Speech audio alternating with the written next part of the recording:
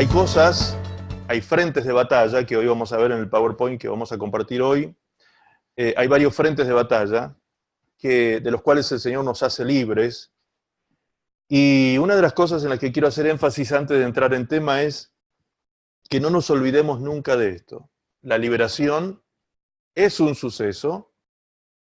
En todos los campos donde el Señor nos hace libres, que hoy vamos a ver en cuántos de ellos el Señor nos hace libres, en cada uno de los campos donde el Señor nos hace libres, en cada uno ocurrió un suceso de liberación y se está llevando a cabo un proceso de liberación de forma continua y permanente, si es que nosotros entendemos el proceso, ¿no? Por eso es que es importante no olvidarse nunca de esto, porque dentro de ese proceso de liberación es que se lleva a cabo la batalla espiritual que todos los cristianos, todos los hijos de Dios tenemos a diario, todos los días. El enemigo se levanta como río contra nosotros, dice la palabra del Señor. El enemigo se levanta con un ejército organizado, con un ejército que es invisible, con un ejército que nos quiere matar. Su objetivo es la muerte de cada uno de nosotros. Por lo tanto, no estamos hablando de un tema liviano, no estamos hablando de un tema superficial, un tema en honor a la menor. verdad, en honor a la verdad, y hoy lo vamos a entender también a través del mensaje, tenemos que decir que estamos viviendo tiempos y días peligrosos, amados, ¿sí? Viviendo tiempos y días peligrosos. Una de las cosas que yo les digo siempre a ustedes es que cada cosa que yo les comparto, tomen nota, escriban los textos bíblicos, vean los videos, revisen los videos, vuelvan a escuchar los temas, no se queden con que uno les comparte algo solamente, sino que ustedes tienen que hacer el ejercicio, acostumbrarse a tener el hábito de releer, repasar, revisar y confirmar que lo que usted ha recibido ha quedado bien entendido y bíblico, por sobre todas las cosas. Que sea palabra de Dios lo que usted ha recibido, ¿sí? Hoy en día hay muchos hábiles oradores que utilizando medias verdades, hablando grandilocuentemente, generan una situación de casi éxtasis en sus audiencias, oyendo frases rimbombantes a la mente humana que producen una especie de hechizo, hipnotismo o estupidez espiritual, ¿sí? Y cuando digo estupidez espiritual, quizás a alguno le suene fuerte, pero es la palabra que el apóstol Pablo utiliza en el libro de Gálatas cuando dice, oh Gálatas insensatos, ¿quién os ha...? ¿Sí? ¿Recuerdan ese pasaje? Oh Gálatas insensatos. Esa palabra insensato, si usted lo lee en otra versión bíblica, verá que dice, oh Gálatas estúpidos, ¿sí? Gálatas estúpidos. ¿Por qué lo dice de esa manera? Porque hemos caído muchas veces, hermanos, en la estupidez doctrinal, ¿sí? Por causa de estar escuchando renombres. Hoy en día existen técnicas para generar renombres. Hay técnicas de marketing que se utilizan en ciertos ministerios para generar renombres, ¿sí? Hay formas de hacerlo, hay muchas metodologías y formas de hacerlo. Entonces, a veces, lamentablemente, por dejarnos llevar por esto, caemos en ciertas doctrinas que son peligrosas, ¿sí? Por lo menos peligrosas, porque tampoco estoy satanizando a nadie, ¿sí? No estoy satanizando a nadie, simplemente estoy diciendo tengamos cuidado que al escuchar algo sea bíblico, ¿sí?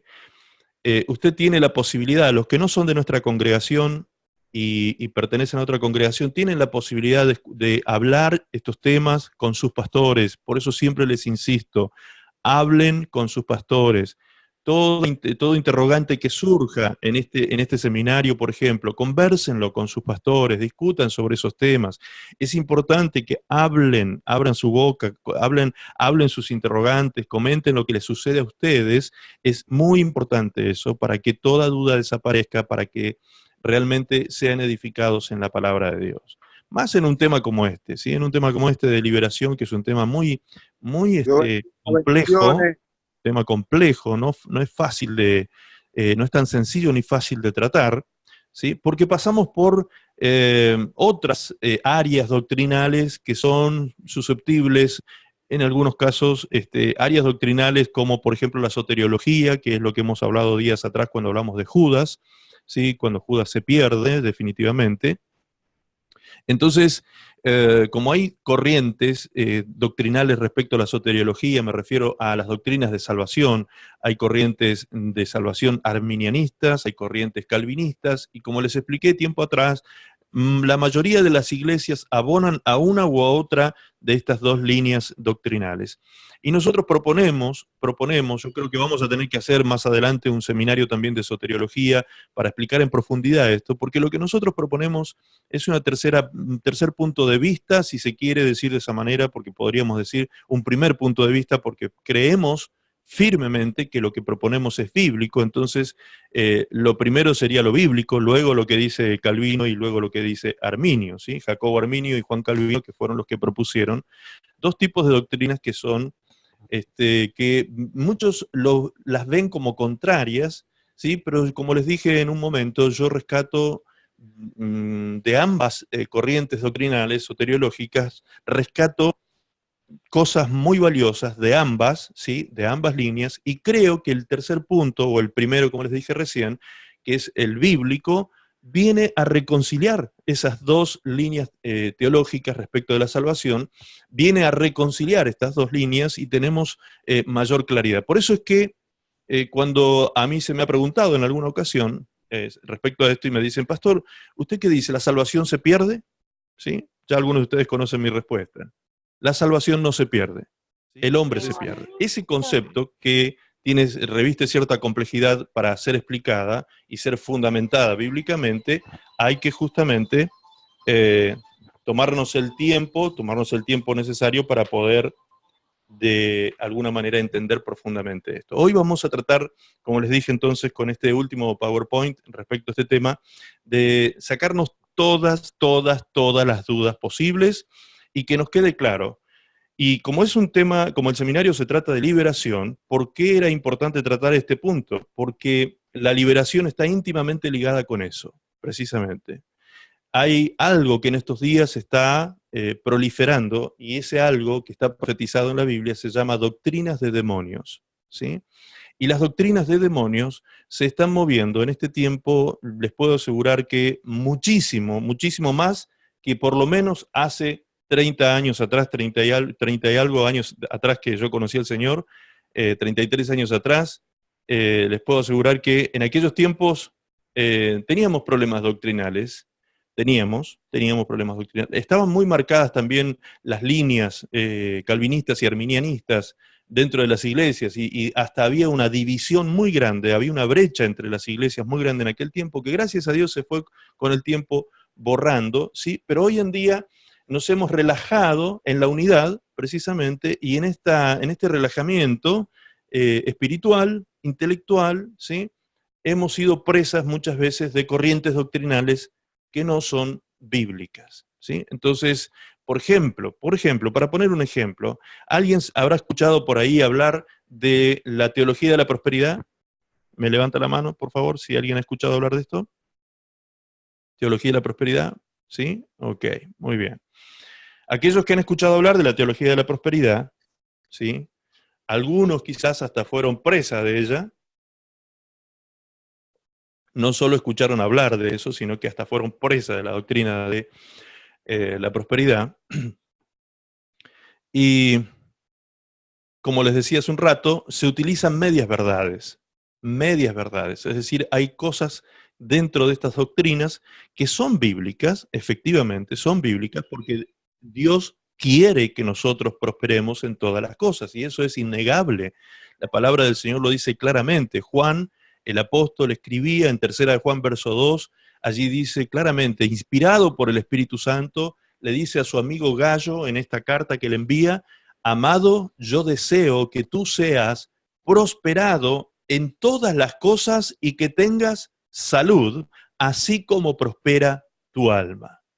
Eso que Juan exquisitamente resume en este corto versículo es la expresión de amor de Dios hacia nosotros, deseándonos lo mejor para nuestras vidas. Tal como un padre desea para sus hijos lo mejor, Dios desea lo mejor para nosotros. Dios desea enriquecernos, y lo estoy diciendo literalmente, no simbólicamente. También creo que nos queda pendiente un seminario de estos temas, ¿no? De la prosperidad bíblica, financiera y bíblica, ¿sí? Es muy importante comprenderla también, sumamente importante entenderla. Así que bueno, para la iglesia Comunidad Cristiana Visión Mundo, se nos vienen varios temas por delante todavía en los próximos miércoles. Pero volviendo al tema de las falsas doctrinas que utilizan medias verdades, embaucan a las personas, a los incautos, ¿sí? Los embaucan, los engañan, los seducen y los terminan estrujando, ¿sí? Financieramente, y después esas personas vienen a mí, por ejemplo, y me preguntan: pastor, ¿por qué yo tantos años estuve poniendo esto y aquello y estoy tan pobre? Bueno, ahí hay que sacar la Biblia y hay que enseñar lo que la Escritura dice respecto a ese tipo de cosas, ¿sí? Y así, mucha gente ha sido en estos tiempos seducida por doctrinas diferentes, inclusive este tema, el tema de liberación y guerra espiritual. Hay doctrinas dando vueltas que son tomadas de los pelos, que están basadas más en experiencias personales, en sueños, en visiones. Hermanos, Dios habla a través de sueños, Dios habla a través de visiones también, pero no es la norma, no es la norma. No es que Dios habla de esa manera, ese es el método de Dios para hablar con el hombre. Si usted busca en la Biblia, ¿cuántas veces Dios habló a través de sueños? Usted va con los dedos de la mano va a contar cuántos sueños, cuántas cosas Dios reveló a través de sueños. ¿Entienden? Dios pone al sueño en una categoría muy baja cuando la compara Dios mismo con la palabra de Dios. Pues dice Dios, el profeta que dice tener sueño, que lo cuente, ¿sí? Que lo cuente. Pero el profeta que tiene mi palabra, que la diga mi palabra.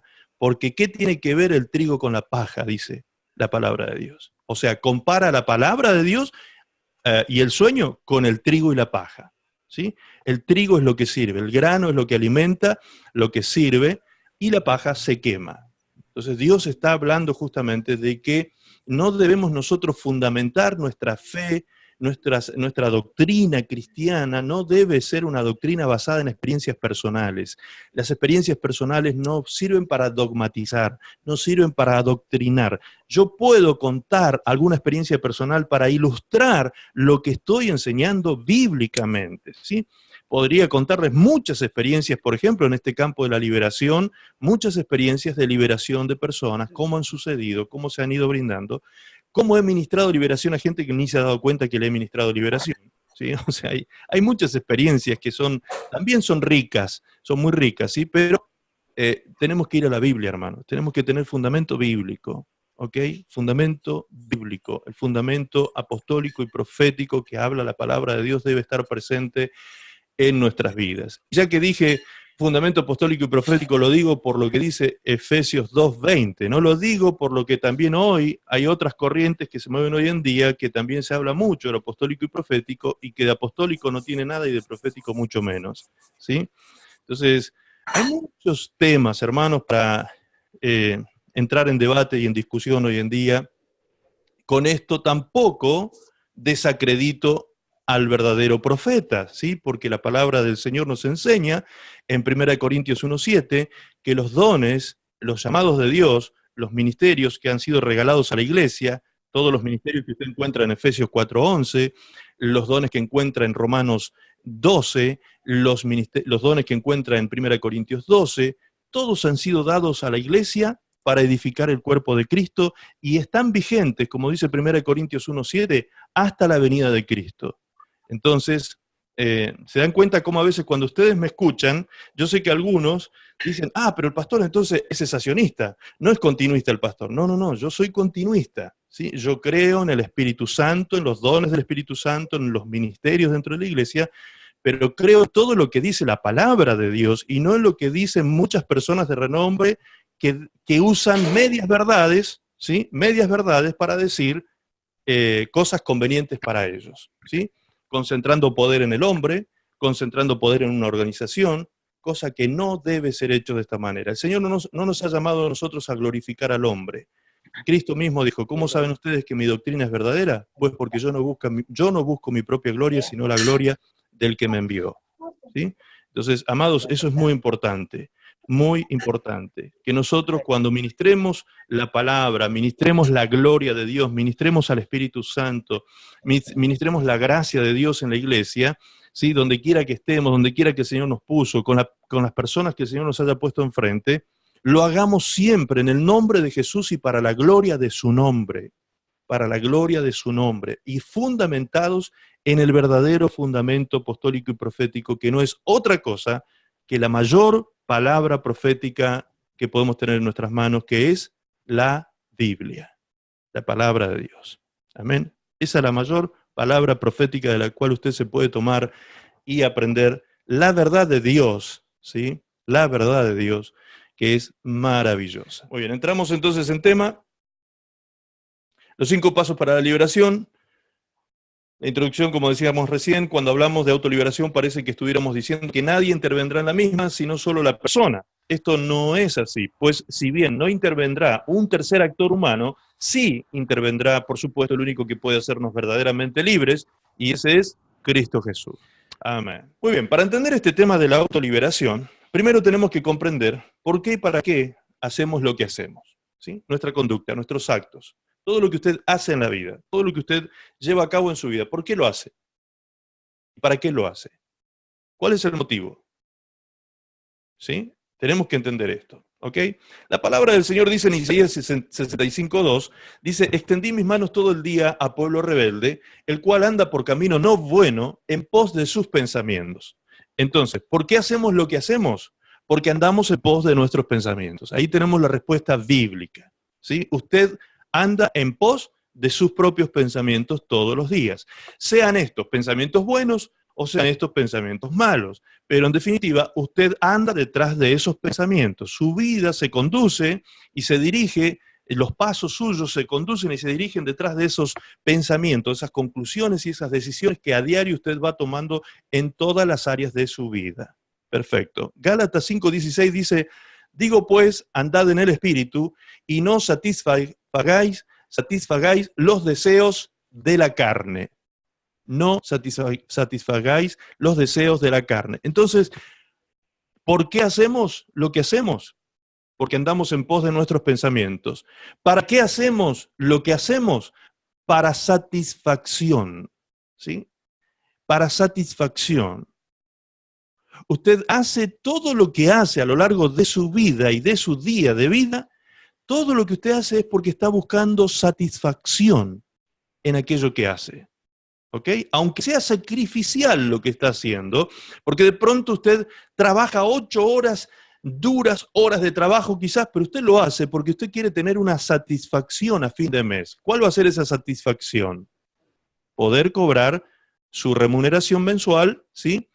Y con ese dinero poder suplir las necesidades de sus seres amados, suyas, personales y demás. Es decir, de esta manera tener satisfacciones o conseguir pagar ciertos satisfactores que usted tiene necesidad en su vida. Todos tenemos necesidades y las necesidades se suplen por medio de los satisfactores.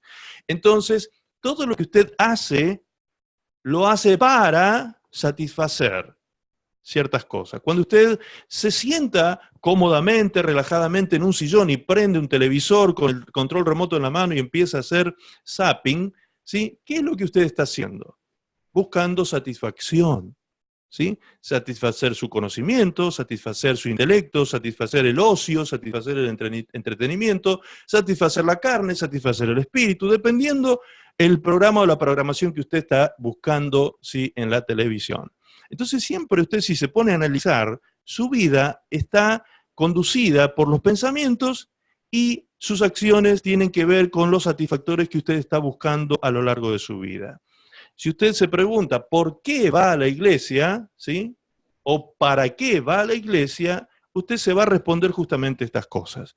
Usted en la iglesia, o cuando se reúne en una congregación cristiana, o cuando nos reunimos aquí, la iglesia nuestra, online, ¿sí? Estamos buscando satisfacer ciertas cosas en nuestra vida. Es decir, todo el tiempo andamos detrás de esos satisfactores, ¿sí? Que vengan a suplir esa necesidad que nosotros tenemos intrínsecamente.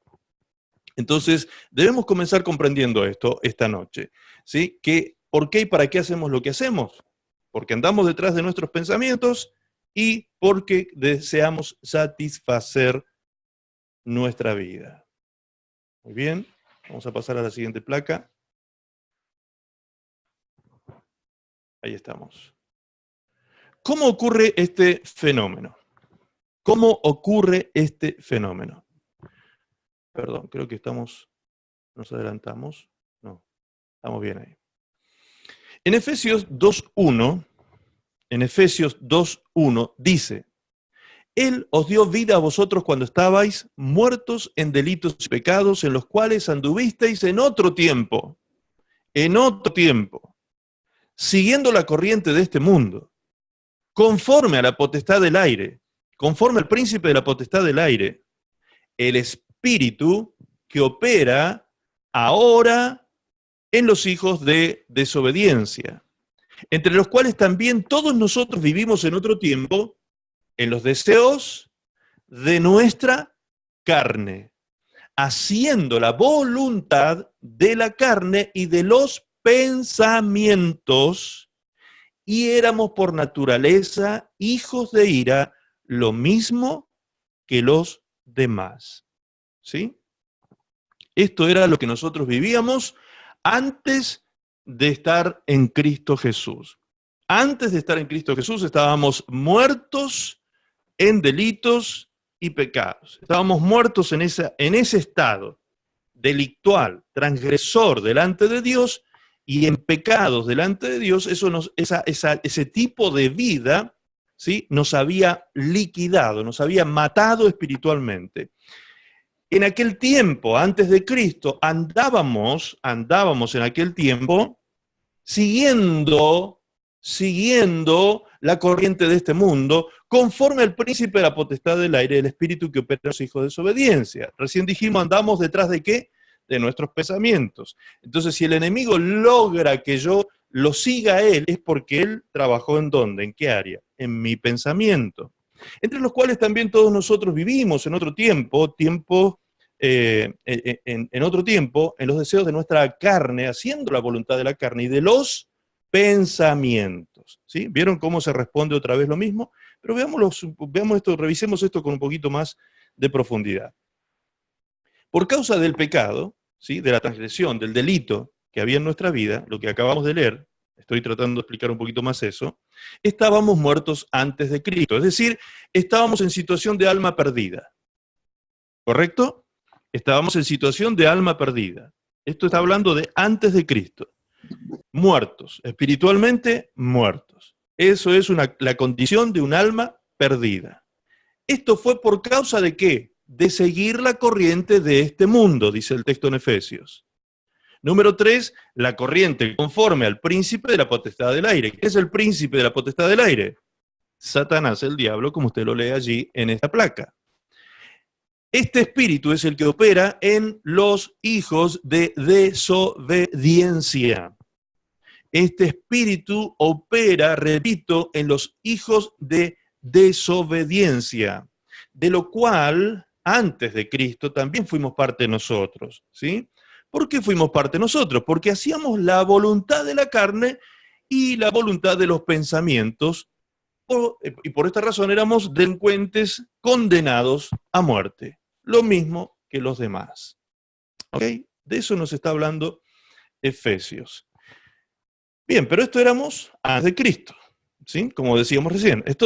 Cualquiera aquí podría decir, sí, perfecto, pero eso era antes de Cristo, no me interesa tanto saber lo que era antes de Cristo, ya sé perfectamente lo que era antes de Cristo. Entonces la pregunta es, para nosotros hoy, ¿puede hoy, en el presente, en su vida, usted como hijo de Dios, hoy, un hijo de Dios, llegar a estar muerto espiritualmente, nuevamente? O sea, volver atrás como antes estuvo muerto espiritualmente. ¿Podría un hijo de Dios estar muerto espiritualmente otra vez? Cuando hablamos de muerte espiritual dijimos, que quede claro, que estamos hablando del estado del alma perdida, el alma condenada, ¿sí? Eso es muerte espiritual. La palabra muerte significa separación. Y cuando se aplica a la muerte espiritual, de lo que está hablando es de la separación del hombre con Dios. Es decir, cuando el hombre muere espiritualmente, está separado eternamente de Dios. ¿Sí? Si muere eternamente, obviamente, si va a la muerte en estado de alma perdida, eternamente quedará separado de Dios. Para contestar esto, entonces, si un cristiano puede o no estar hoy en día muerto, si podría estar muerto espiritualmente, otra vez como estuvo antes, debemos contestar primero estas preguntas. Número 1, ¿podría un cristiano hacer la voluntad de la carne y los pensamientos? ¿Podría? ¿Podría un cristiano volver otra vez a eso? Exactamente. Un cristiano puede volver a hacer otra vez la voluntad de la carne y sus pensamientos. Y de hecho, les puedo asegurar que gran porcentaje están en esa condición. ¿Sí? Todavía no hay una consagración total y una entrega total al Señor en esas áreas en todas las áreas de su vida. Esto usted lo va a encontrar con una respuesta contundente y bíblica en Romanos capítulo 7, 15 al 23, que lo hemos leído en alguna ocasión, cuando Pablo dice: no entiendo lo que hago porque hago lo que aborrezco. ¿Sí? O sea, está siguiendo el cristiano, cuando vive una vida carnal, ¿sí? Está siendo llevado por la manifestación del pecado que está en su carne, la está manifestando en su conducta. ¿Ok?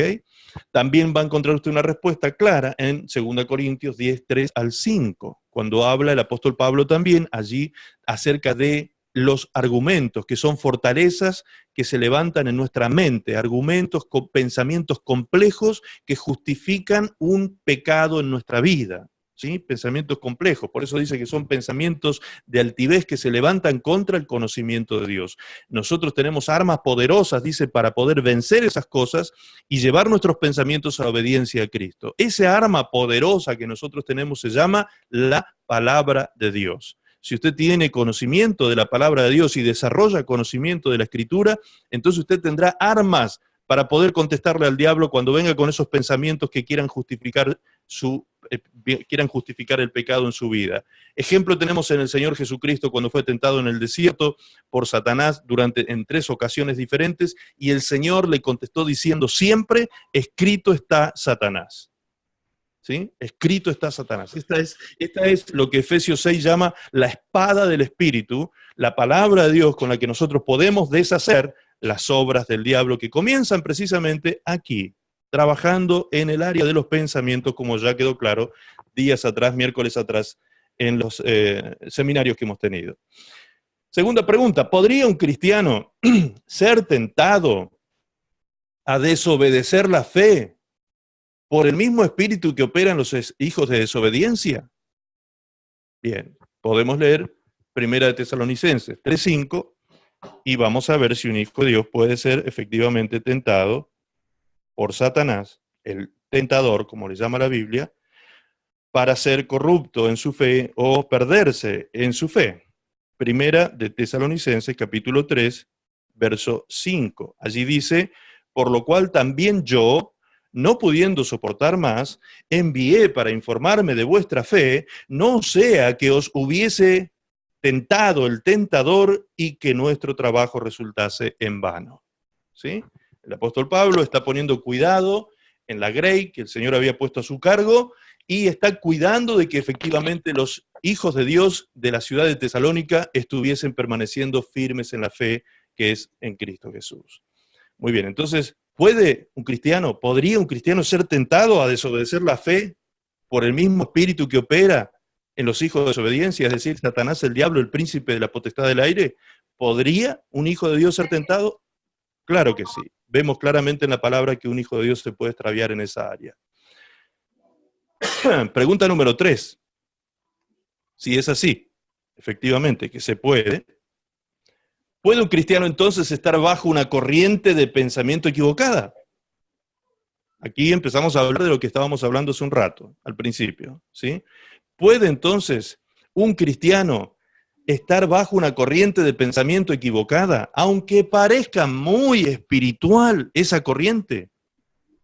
¿sí? Es decir, que el diablo engaña a un cristiano con una doctrina.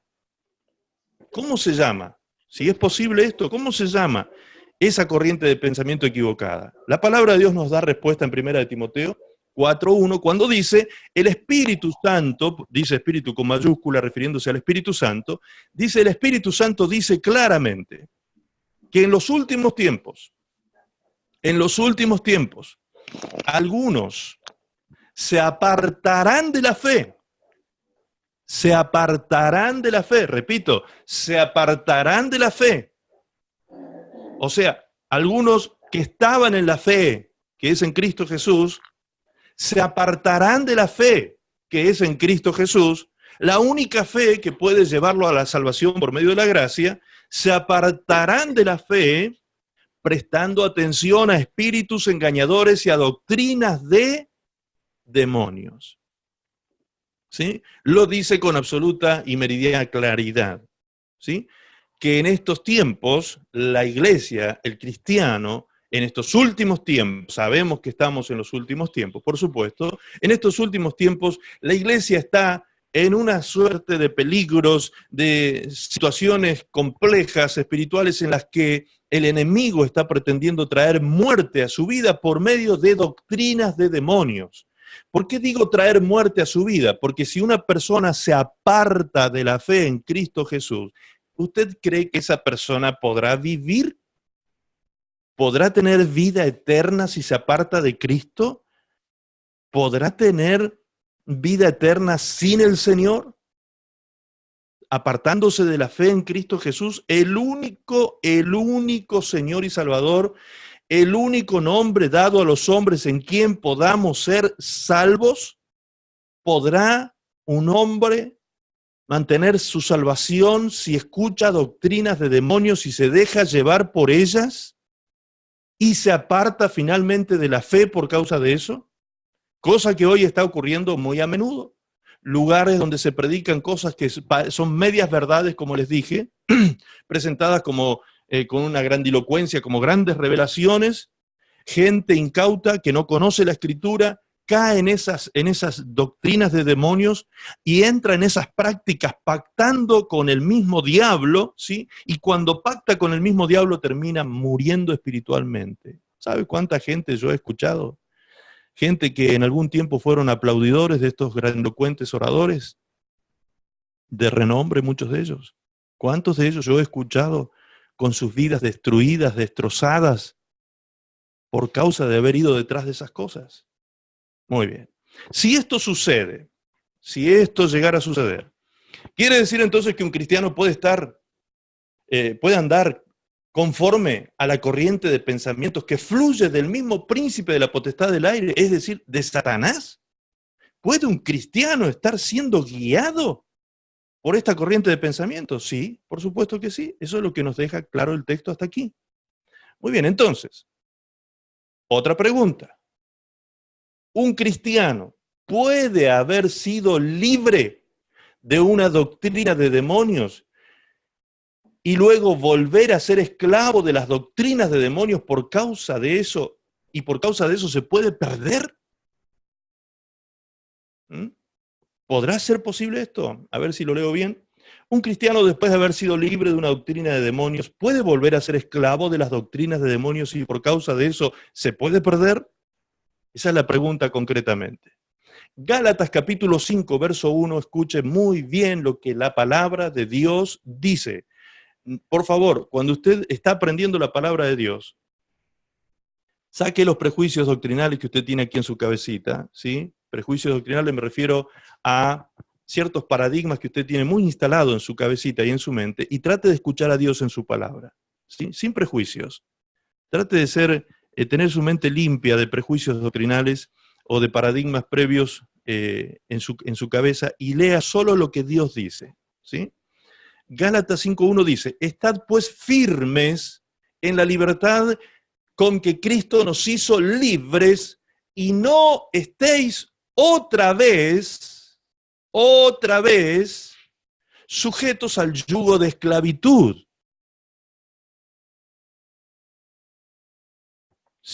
¿Qué me está diciendo el texto? Si yo no permanezco firme en la libertad con que Cristo me hizo libre de la maldición de la ley, justamente de eso habla el texto en su contexto, de la maldición y la condenación de la ley, si yo no permanezco libre en Cristo Jesús, no permanezco en esa libertad que Cristo me dio, vuelvo otra vez al estado de esclavitud. Eso me está diciendo el texto. Fíjese cómo lo dice la palabra de Dios para todos.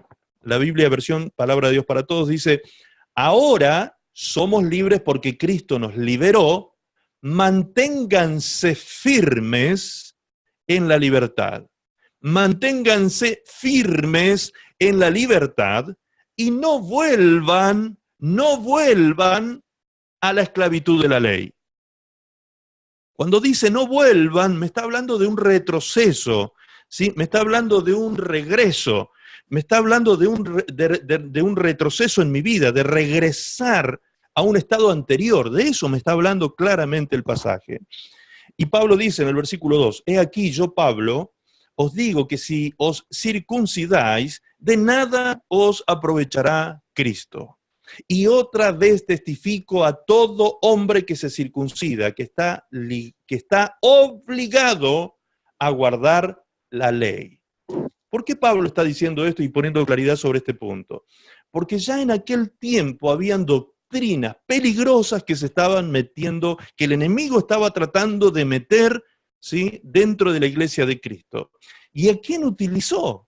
A los propios cristianos de la época. Aquellos que habían sido judíos y que eran celosos de la ley de Dios, del antiguo pacto, que pretendían judaizar ahora a los gentiles, a los cuales para que los gentiles quedaran claros en cómo debían vivir su vida de fe en Cristo, se tuvo que realizar un concilio, un congreso en aquel tiempo, donde se llevó a cabo un acuerdo y un pacto apostólico, por primera vez en el capítulo 15 del libro de los Hechos de los Apóstoles, donde se reunió el apóstol Pablo con todos los demás apóstoles y llegaron a la conclusión de que los gentiles no tenían que observar o guardar la ley de Moisés como los judíos. Entonces allí quedó claro que esta doctrina de pretender que los hombres gentiles que se convertían al evangelio de Cristo tenían que circuncidarse, quedó claro que esto ya no se tenía que practicar.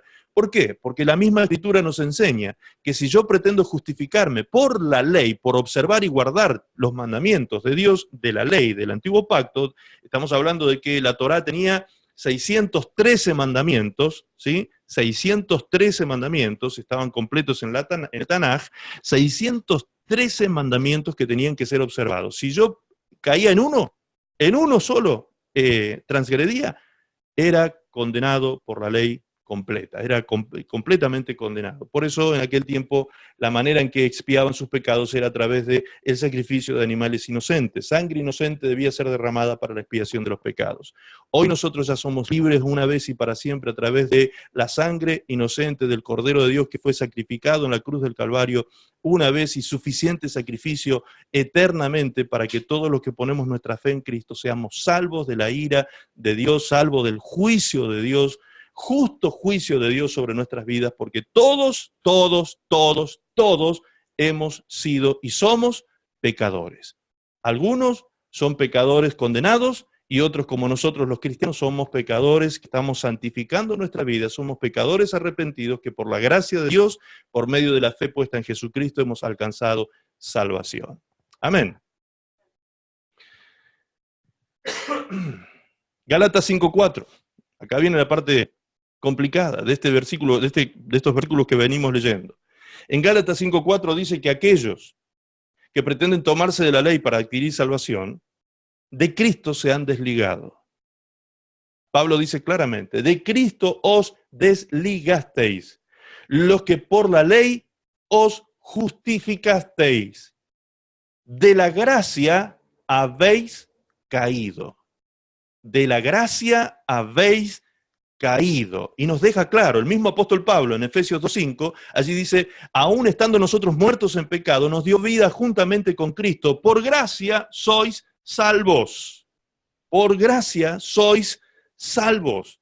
Entonces, si dice claramente la palabra del Señor que por la gracia soy salvo, Si yo caigo de la gracia y me desligo de Cristo, me separo de Cristo y me tomo de la ley para justificarme delante de Dios, no alcanzaré salvación, sino condenación. Ahora, ese es el estado de toda persona que no tiene a Cristo. Pero aquí no le está hablando el apóstol Pablo a los no cristianos. Pablo está hablando directamente a la iglesia de Galacia, de la ciudad de Galacia, ¿sí? A la iglesia de Galacia le está dirigiendo esta palabra y le está diciendo a ellos, los que están tomados de Cristo, que no se desliguen de Cristo para que no caigan de la gracia. ¿Se da cuenta? Para que no caigan de la gracia. Al que retrocede de esta manera, como dice Pablo, el que vuelve atrás, como leímos recién, ¿qué le puede suceder? ¿Qué le puede suceder? ¿Cuáles serían las consecuencias? Hebreos 10:38 dice, mas el justo por fe, vivirá por fe, y si retrocediere, si vuelve atrás, no agradará a mi alma, dice el Señor, pero nosotros no somos de los que retroceden para perdición. ¿Qué pasa con los que retroceden? Lea usted, por favor. Lea usted. ¿Qué pasa con los que retroceden? Se pierden, dice allí. Se pierden. Por eso el autor de Hebreos dice, nosotros no somos de los que retroceden para perdición, sino de los que tienen fe para preservación del alma, para poder preservar el alma.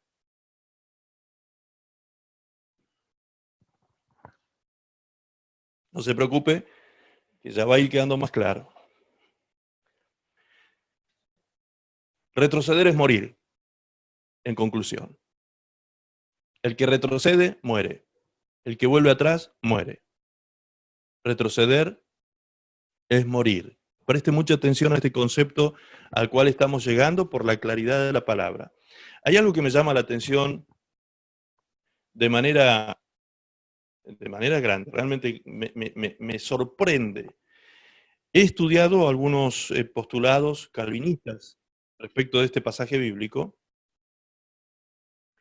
y estudiando esto, me llama la atención cómo aquellos que quieren sostener que la doctrina de la elección, como se le llama, ¿sí? La doctrina de la elección soberana y anticipada de Dios antes de la fundación del mundo que nos escogió para salvación, lo cual es cierto, pero es cierto según un criterio. Recuerdan que eso lo explicamos, el criterio que habla el apóstol Pedro. Según la presciencia de Dios hemos sido elegidos, según la presciencia de Dios. Muy bien, no voy a volver a explicar eso porque ya quedó grabado en un seminario, en un video anterior. Ok, entonces, me llama la atención cómo estos autores, muy conocedores de las Escrituras, pero muy sumergidos en este criterio de la doctrina de la elección, en esos textos en que ellos tratan de explicar estos pasajes que dicen claramente que quien se desliga de Cristo cae de la gracia, ¿sí? Pone en riesgo su salvación o finalmente la pierde. Cuando tratan de explicar esto, preste usted atención si en algún momento lee, y preste atención si no se encuentra con verbos con potenciales. Podría ser tal cosa. Algunos autores dicen esto, otros dicen tal otra, y podría suceder tal cosa, y podría... Todo el tiempo cuando se habla en potencial, no hay revelación, hermanos. Ahí no hay revelación, ahí no hay claridad bíblica, ¿sí? Si usted no tiene seguridad, mejor ni hable. Mejor ni hable. El apóstol Pablo dice, aprendan de Apolo y de mí. ¿Acerca de qué? De no agregarle a la escritura más de lo, no pensar más allá de lo que está escrito, es decir, no agregarle a la escritura nada, usted no tiene ni que quitarle ni que agregarle. Cuando yo estoy tratando de justificar un pensamiento preconcebido, enseñado por algún hombre, y lo trato de justificar con la Biblia, no estoy haciendo exégesis bíblica, estoy haciendo eisegesis, que es acomodar mi pensamiento, buscar un texto bíblico que se acomode a mi manera de pensar, y eso no es honesto con el texto bíblico, ¿sí? Entonces, volvamos aquí. Retroceder es morir, dijimos.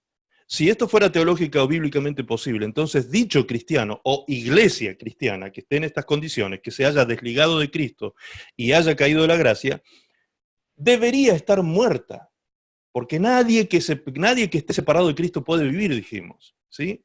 Nadie. Jesús lo dijo claramente en Juan 15, separados de mí, nada podéis hacer. Separados de mí, estáis liquidados, dijo el Señor, estáis muertos. Debería entonces una iglesia o un cristiano que está en esta condición estar muerto o a punto de morir ya, está moribundo espiritualmente hablando.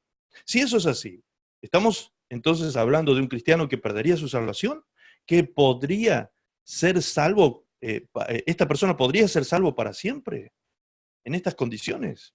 Bien, analicemos, vamos a un poquito más profundo en este tema, ¿sí? Apocalipsis 3.1 dice, escribe al ángel de la iglesia de Sardis, el que tiene los 7 espíritus de Dios. ¿Se acuerdan? ¿Quién era el que tenía los 7 espíritus de Dios? Cuando hablábamos de los niveles de cobertura dentro de la iglesia de Cristo, los 7 niveles de cobertura, los 7 espíritus de Dios que reposan en Cristo Jesús, ¿sí? Por eso aquí Cristo se está identificando con aquel que tiene los 7 espíritus de Dios. Y las 7 estrellas dice esto, yo conozco tus obras, que tienes nombre de que vives y estás muerto. ¿A quién le está hablando Cristo? A la iglesia. Esto es uno de los 7 mensajes dirigidos a las iglesias en Apocalipsis, capítulo 2 y capítulo 3 de Apocalipsis. Usted puede leer los 7 mensajes con absoluta claridad. Y a una de estas iglesias, la iglesia de Sardis, de la ciudad de Sardis, a esta iglesia Jesús le está diciendo, no se lo está diciendo el pastor Contreras, no se lo está diciendo el fulano de tal, no, se lo está diciendo el mismo Señor. El mismo Señor le dice a esta iglesia, tienes nombre de que vives, pero ¿sabes qué, iglesia amada? Estás muerta, le dice el Señor. Muerta, estás liquidada. Y esto, ahora en el siguiente versículo vamos a notar algo, esto es como una muerte, esta es una muerte anunciada, una muerte preanunciada por el Señor. Cuando le dice estás muerta, no es que estás definitivamente muerta, todavía no está definitivamente muerta, sino que esta es una muerte anunciada por el Señor. Es como cuando un médico ya sabe que una persona que está internada en terapia intensiva y tiene muerte cerebral, por ejemplo, no hay un electroencefalograma que muestre que haya vida en el cerebro, entonces esta persona ya está muerta cerebralmente, ya esta persona no tiene vuelta atrás desde el punto de vista médico-científico, ¿sí? Así que el médico sabe que ya está muerto, pero todavía está su cuerpo, por causa de todos los aparatos que tiene, todavía está latiendo su corazón y todavía hay cierta calidad de vida, podríamos decir, es decir, está moribundo. Entonces, ese médico empieza a preparar a los familiares porque él sabe que ya está muerto, solo que todavía quedan algunas señales de vida allí en ese cuerpo. Bueno, algo parecido a eso es lo que suele sucederle a esta iglesia de Sardis. Perdón, lo que suele sucederle no, es lo que le sucede a esta iglesia de Sardis, ¿sí? Lo que el Señor está, podríamos decir, diagnosticando de esta iglesia. El Señor está haciendo un diagnóstico, y el diagnóstico del Señor es, estás muerta, iglesia. Estás muerta. Sé vigilante, le dice. Sé vigilante y afirma las cosas que están para morir. Es decir, ya algunas poquitas cosas todavía tienen un hálito de vida, pero ya están a punto de morir también. Así que sé vigilante porque no he hallado tus obras perfectas delante de Dios. Acuérdate pues de lo que has recibido y oído y guárdalo y arrepiéntete. Arrepiéntete. Es decir, que el camino a la resurrección espiritual comienza con este consejo del Señor. Que todo lo que hemos oído y recibido de parte de Él, ¿qué hemos oído y recibido? Su palabra es la que se oye y se recibe. Como dijo Jesús cuando habló de la parábola del sembrador de la buena tierra es la que oye y recibe la palabra de Dios, ¿sí? Esa es la tierra que da fruto a 30, 60 y a 100 por uno. Entonces el Señor dice, afirma las cosas, el versículo 3 dice, acuérdate pues de lo que has recibido y oído y guárdalo. Es decir, guarda mi palabra. Arrepiéntete. Arrepiéntete. Este es el eje sobre el cual girará virará la vida de un cristiano permanentemente, un cristiano que va rumbo a una muerte espiritual por causa de doctrinas. Recuerden que venimos hablando que esto todo aconteció por causa de ¿qué? De las corrientes de este mundo, doctrinas de demonios que se meten dentro de la iglesia, que permean la mente de los cristianos y de alguna manera comienzan a conducir la vida de los cristianos y sus decisiones, buscando satisfactores que no están dentro de la voluntad de Dios. Y el diablo siempre te va a decir a tu mente, te va a hablar a tu oído espiritual y te va a decir, no, es que tú te lo mereces, tú te mereces esto, tú mereces ser feliz, tú te mereces esto otro y aquello, ¿sí? Tú te mereces tener una satisfacción en la vida. Entonces, con este tipo de pensamientos, el cristiano comienza a ser seducido y llevado y conducido en sus pasos a tomar decisiones que son destructivas. Como dice el libro de Proverbios, hay caminos que al hombre le parecen rectos, pero su fin es camino de muerte. Es camino de muerte. Verso 3, capítulo 3, verso 4 dice, pero tienes unas pocas personas en Sardis que no han manchado sus vestiduras y andarán conmigo. Esas personas andarán conmigo, dice el Señor, en vestiduras blancas, santas, puras, sin mancha. ¿Por qué? Porque son dignas. Porque son dignas. Por esa razón, caminarán conmigo en aquel día. Ok, a esta iglesia, pueblo de Dios, cristianos, aquellos que vinieron al conocimiento de la salvación, recibieron el don celestial de la salvación, gustaron la buena palabra, gustaron los poderes del siglo venidero, es decir, el poder de Dios, aquellos que participaron del Espíritu Santo, aquellos que tuvieron parte en la salvación, los que fueron parte de esto, un día podrían estar muertos porque el Señor le está hablando a la iglesia. Fíjense que lo dice claramente el versículo 1 cuando dice, escribe a la iglesia, escribe al ángel de la iglesia en Sardis. Por favor, hay que sacarse de la mente ese concepto romano de que iglesia es un templo, ¿sí? Ese concepto romano que muchas veces también ha permeado la mente cristiana evangélica de estos días, de estos tiempos, y de hace ya un par de siglos atrás que viene esto instalándose fuertemente en la mente de los cristianos. La iglesia no es un templo hecho por manos de hombres. La palabra de Dios dice claramente que Dios no habita en esos lugares. Dios no habita en templos hechos por manos humanas, sino que nosotros somos templos del Espíritu Santo. Somos nosotros el templo de Dios y somos nosotros la iglesia de Cristo. La iglesia, la palabra iglesia que viene del griego eclesía, ¿sí? Que tiene que ver con aquellos que son llamados de afuera para ser parte. Nosotros hemos sido llamados de afuera, hemos sido llamados del mundo para venir a ser parte de Cristo. A estos se dirige el Señor, a la iglesia de Cristo, a los hijos de Dios, les está diciendo, ustedes están muertos espiritualmente porque sus obras los han llevado a la muerte espiritual. Aún todavía queda un hálito de esperanza, hay algunas cosas que todavía no han muerto en ustedes y por causa de eso yo os llamo. Es un llamado de atención del Señor y les dice, iglesia, acuérdate, sé vigilante y acuérdate de guardar y de arrepentirte y de guardar lo recibido y oído un día, la palabra de Dios. Porque si no, ciertamente la muerte será definitiva. La muerte será definitiva. Aquí viene lo grave. Lo grave. Apocalipsis 3:5 dice, el que venciere. Estamos siempre hablando del mismo pasaje bíblico, ¿sí? No nos hemos salido del texto. El que venciere. ¿Quién será el que venciere? El que se arrepienta y el que comience a guardar la palabra de Dios, este vencerá. El que venciere será vestido de vestiduras blancas. Y no borraré su nombre del libro de la vida. Y no borraré su nombre del libro de la vida. Y confesaré su nombre delante de mi Padre y delante de los ángeles. No borraré su nombre del libro de la vida.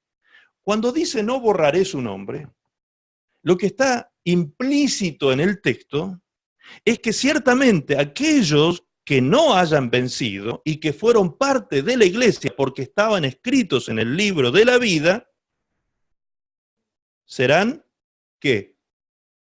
Borrados. Eso está diciendo el texto. Serán borrados. ¿Y por qué llegaron a este punto? ¿Por qué los hijos de Dios pueden llegar a semejante estado espiritual? Porque fueron guiados en sus pensamientos buscando satisfactores que no hacían otra cosa que satisfacer los deseos de la carne. Comenzaron a proveer para la carne y no para el espíritu, y por eso terminaron muriendo. Muere el cristiano que está en esas condiciones por causa de doctrinas de demonios. Entonces, ¿puede el diablo hoy en día actuar en contra de la iglesia y llevarla hasta la muerte espiritual misma? Como vimos en el caso de Judas hace 2000 años atrás, ¿hoy puede seguir sucediendo? Por supuesto que sí. Ese es el objetivo de Satanás, matar. ¿Qué pasa con los que son borrados?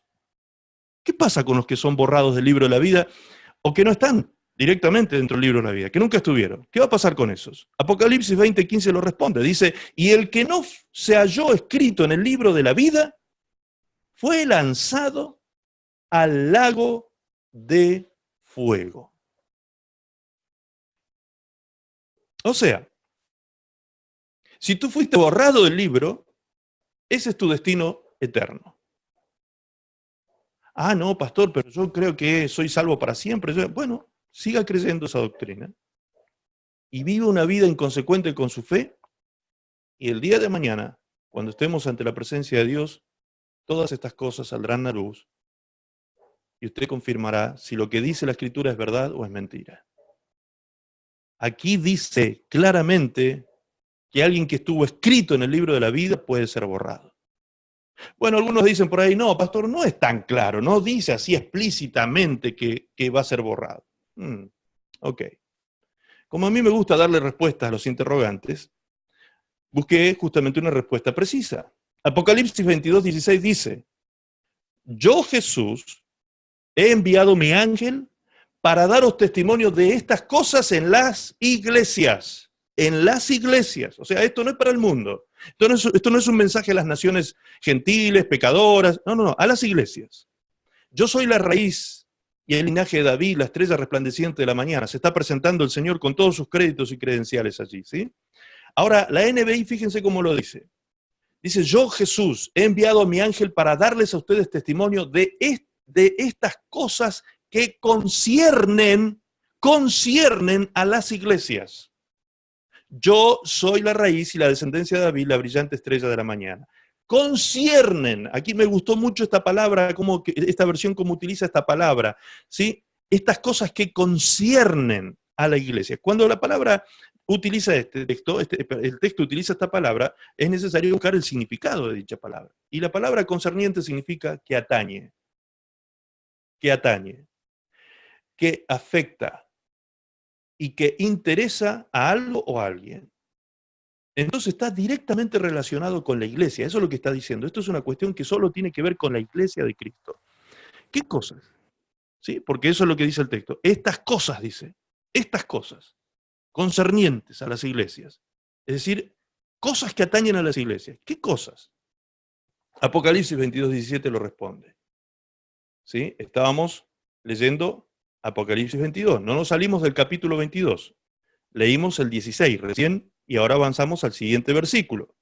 Allí dice, y el espíritu y la esposa dicen, ven. Y el que oye diga, ven. Y el que tiene sed venga, y el que quiera, tome del agua de la vida gratuitamente. Yo testifico a todo aquel que oye las palabras de la profecía de este libro.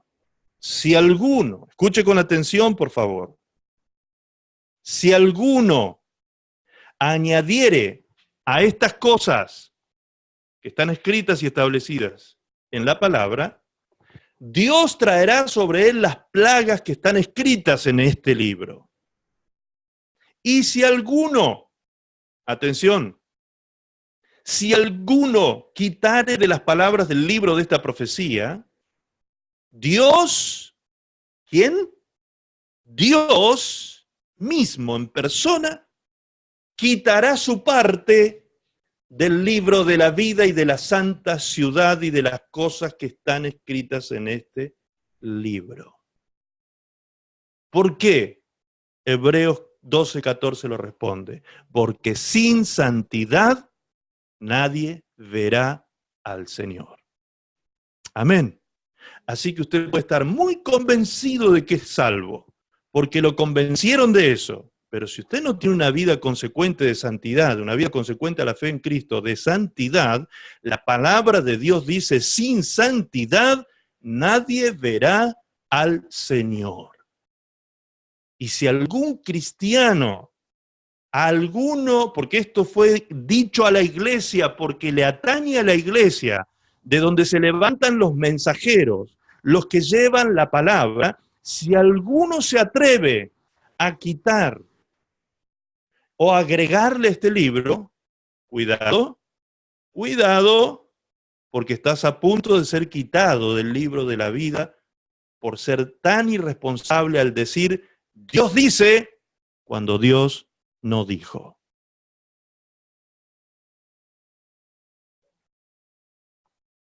Ya fuiste advertido, amado. Ya somos advertidos por la palabra. No podemos volver atrás.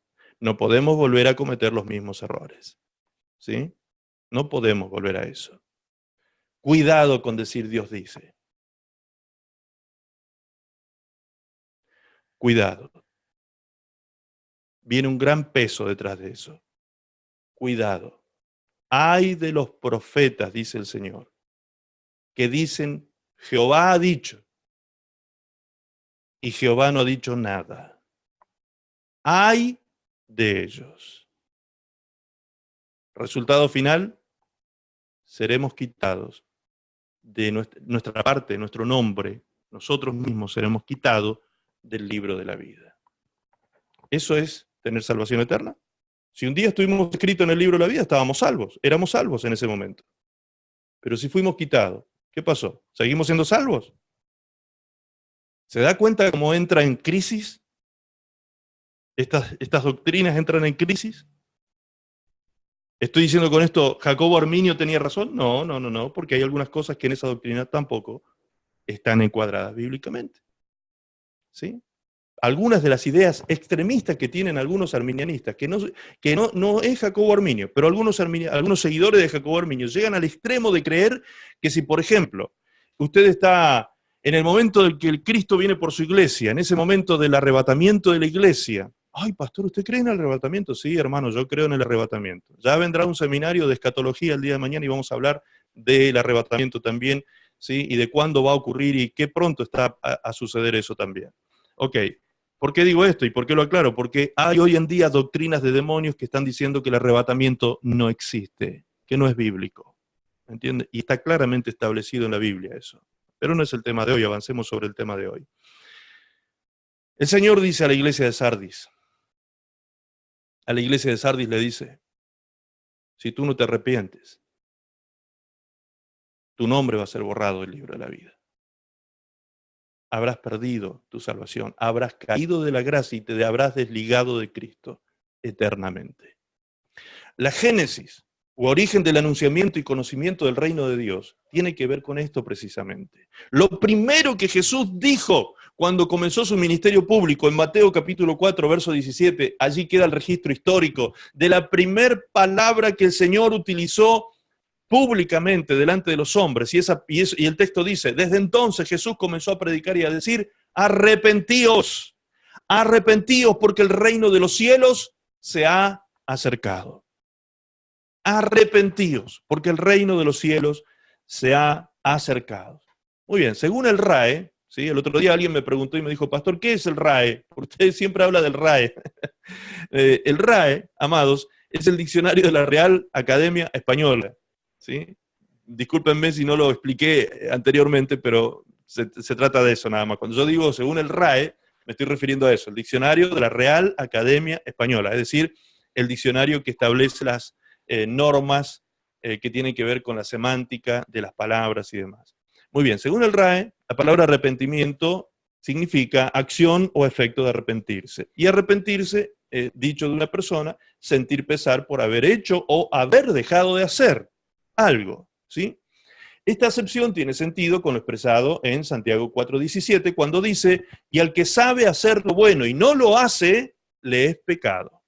¿Sí? Entonces, no siempre pecar es hacer obras malas. Pecar también es dejar de hacer las cosas buenas que tenemos que hacer. Cuando sabemos que las tenemos que hacer y no las hacemos, también es contado por pecado. Desde la etimología, la palabra arrepentimiento viene del griego metanoia, que significa, que viene de meta, cambio, o y noieo, ejercicio de la mente. Repito, para que se entienda bien, la palabra arrepentimiento viene del griego metanoia, de meta, cambio, y la palabra griega noieo, que significa ejercicio de la mente. Es el proceso por el cual uno cambia de parecer o de opinión. En resumen, arrepentimiento entonces es un cambio de mente. Dijimos algunos miércoles atrás que la palabra arrepentimiento se parece mucho a la palabra remordimiento. Inclusive en la acepción del RAE, del diccionario, allí vemos que ambas hablan del pesar que el hombre siente, ¿sí? Pero una cosa es el arrepentimiento cuando yo cambio mi manera de pensar respecto de algo, y otra cosa es el remordimiento, es decir, solo me quedo con el pesar de haber hecho algo malo, ¿sí? Pero nada más que eso. No hay un cambio en mi manera de pensar. En cambio, cuando yo me arrepiento, cambia mi manera de pensar respecto al pecado y respecto a Dios, ¿sí? Es un cambio de mentalidad, un cambio de manera de pensar. Por ser tan importante el arrepentimiento, que es lo que Jesús le reclamó a la iglesia de Sardis para que no muriera espiritualmente, ¿sí? Seguimos con el tema. Por ser tan importante el arrepentimiento es que Dios lo ordena. No es una opción. No es una opción, es una orden de Dios. Si usted no se arrepiente de sus pecados, no hay perdón de pecados. No hay perdón de pecados. No es una opción. La palabra de Dios dice claramente esto en Hechos 17:30. Dice, pero Dios, habiendo pasado por alto los tiempos de esta ignorancia, ahora manda a todos los hombres en todo lugar que se arrepientan. ¿Y por qué dice a todos los hombres? ¿Qué necesidad tendrían de arrepentirse los que fueron condenados desde antes de la fundación del mundo? ¿Sí? Repito, volviendo a esto de la doctrina de la elección. Si ya están condenados supuestamente desde antes de la fundación del mundo, ¿por qué Dios les manda que se arrepientan? Porque dice claramente que Dios le ordena a todos los hombres, en todo lugar, en todas las naciones de la tierra. Dios ordena a todos los hombres de todos los tiempos que se arrepientan. ¿Me entienden? Y anteriormente habíamos leído en Apocalipsis que todos podían ser parte de esta gran salvación. Dios dice, cambia tu vida cambiando tu pensamiento. Cambia tu vida cambiando tu pensamiento. ¿Qué ha pasado con tu vida hasta hoy? ¿Qué ha pasado con la vida de muchos cristianos hasta hoy? Sus vidas están siendo, como dijimos, desde los pensamientos, han surgido los sentimientos, los deseos, ¿sí? Las necesidades psicológicas, materiales, físicas, emocionales, intelectuales, etcétera, etcétera, etcétera, las necesidades que buscaron satisfactores. Y cuando buscamos y salimos a buscar esos satisfactores y nos volvimos unos materialistas muchas veces detrás de eso, nos volvimos avarientos detrás de eso, nos volvimos idólatras, nos vamos apartando de Dios. Poco a poco la persona que va detrás de esos satisfactores y ocupa largas horas de su día en eso y no busca el gran satisfactor de la vida, que es la fuente de toda gracia, de todo amor, de todo bienestar, que es Dios, ¿sí? Tarde o temprano las cosas en su vida comenzarán a morir. Por eso es que usted verá hombres que comienzan a perder cosas en su vida. A lo largo de su vida habían alcanzado cosas maravillosas por su esfuerzo personal, pero comienzan a perderlo, todo comienza a morir, muere la familia, muere el matrimonio, comienzan a morir las relaciones afectivas en la familia, con los hijos, entre los esposos, y pasan los años y uno mira para atrás y todo fue un hermoso recuerdo muchas veces, pero hoy el presente es un desastre. ¿Qué pasó? ¿Qué ocurrió en esa vida? Pues esa persona se dejó conducir por los pensamientos que el diablo instaló en su mente y eso produjo sentimientos, emociones que lo impulsaron a él a llevar a cabo y a tener una conducta y a tener acciones que estaban fuera del plan de Dios para su vida, fuera del propósito de Dios para su vida, y por eso terminan muriendo todas las cosas en este cristiano. Por eso es tan importante la liberación y la autoliberación de forma permanente. Yo tengo que ser libre todos los días de este enemigo. Yo no puedo estar pidiéndole al pastor que ore todos los días para que me ministre liberación. Usted tiene que aprender a autoliberarse de todas estas presiones espirituales que todos los días están levantándose contra usted. Las 24 horas del día el diablo y el infierno planifican las cosas para que su vida sea destruida. Entonces, amado, usted debe ser no solo advertido, sino también acatar lo que el Señor dice. Si te dormiste, si cabeceaste, ¿sí? Si te entibiaste, arrepiéntete. Comienza por aquí, cambiando tu manera de pensar. Cambia tu manera de pensar y dale a las cosas importantes la importancia que tienen. Dale a la vida y a las cosas de la vida la importancia y el verdadero valor que tienen cada una de las cosas. Dios dice entonces, repito, cambia tu vida cambiando tu pensamiento. Eso es el arrepentimiento. ¿Y dónde lo escribe la palabra con claridad? Lo vamos a ver en 4 versiones bíblicas. En la versión Reina Valera dice en Romanos 12:2, no os conforméis a este siglo, sino transformaos por medio de la renovación de vuestro entendimiento para que comprobéis cuál sea la buena voluntad de Dios agradable y perfecta. La transformación personal, dice aquí la palabra de Dios, es por medio de la renovación de nuestra manera de pensar, es por medio de la renovación de nuestro entendimiento. La palabra de Dios para todos dice así: no vivan según el modelo de este mundo, mejor dejen que Dios cambie su vida con una nueva manera de pensar. Así podrán saber lo que Dios quiere para ustedes y también lo que es bueno y perfecto y agradable a Él. Amén. Otra vez aquí la palabra repite que la forma de cambiar nuestra vida es teniendo una nueva manera de pensar. Otro versículo, otra versión, la versión Castilian, dice de esta manera: no os amoldéis a los usos y costumbres propios de este mundo, antes bien procurad, esto es algo que usted tiene que hacer, procurad que vuestra mente renovada opere la transformación de vuestra personalidad. Fíjense con qué claridad lo dice. Nuestra personalidad va a ir siendo transformada, ¿sí? Y cada día pareciéndose más a Cristo, tomando cada día más las características del carácter de Cristo, ¿cuándo qué? Cuando nuestra mente sea renovada. Si su mente, sus pensamientos no son renovados, entonces no habrá tal transformación personal.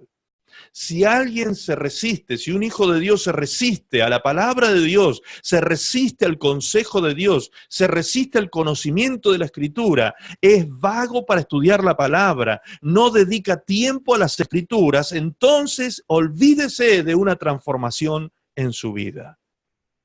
Y usted está poniendo en riesgo su vida espiritual al punto de estar cayendo y deslizándose hacia la muerte definitivamente espiritual, como Cristo le dijo a la iglesia de Sardis. En la versión Dios habla hoy, dice: no vivan ya según los criterios del tiempo presente. Al contrario, cambien su manera de pensar para que así cambie su manera de vivir. Cambien su manera de pensar para que así cambie su manera de vivir. Y lleguen entonces a conocer la voluntad de Dios, es decir, lo que es bueno y lo que es grato, lo que es perfecto. Amén. Ok, vamos bien con el tiempo. ¿Por qué? Porque el hombre, en definitiva, ¿por qué tenemos que cambiar nuestra manera de pensar? Porque el hombre, en definitiva, es lo que piensa. Usted es lo que piensa. Lo que usted piensa de usted.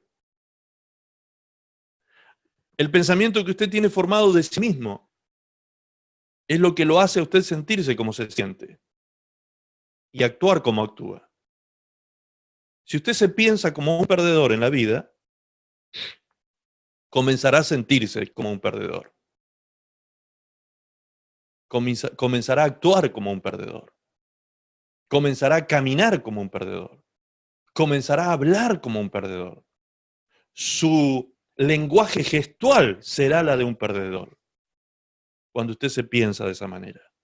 Todo comienza en este campo, donde día y noche el Espíritu Santo intenta sembrar la palabra. Aquí se produce la convicción de pecado y la iluminación del entendimiento para que la revelación de Cristo venga a nosotros, ¿sí? Y también en este campo es donde el enemigo, recuerden, como lo hemos explicado antes, el diablo saca, quita lo que Dios siembra, quita la palabra de Dios y siembra lo suyo. Si usted se lo permite.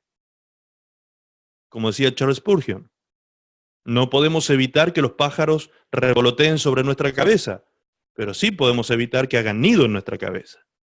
De la misma manera, no podemos evitar que los demonios anden haciendo su actividad, ¿sí?, en este tiempo, pero sí podemos evitar que hagan nido en esta mente y en este campo. Ojo con eso.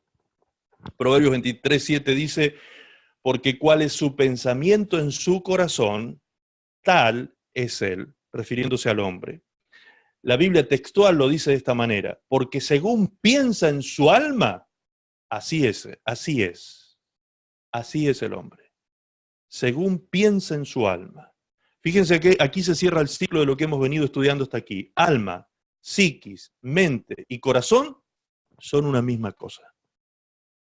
¿Sí? Son una misma cosa. Cambio mi manera de pensar. Acá empezamos ya a aterrizar el mensaje. ¿Sí?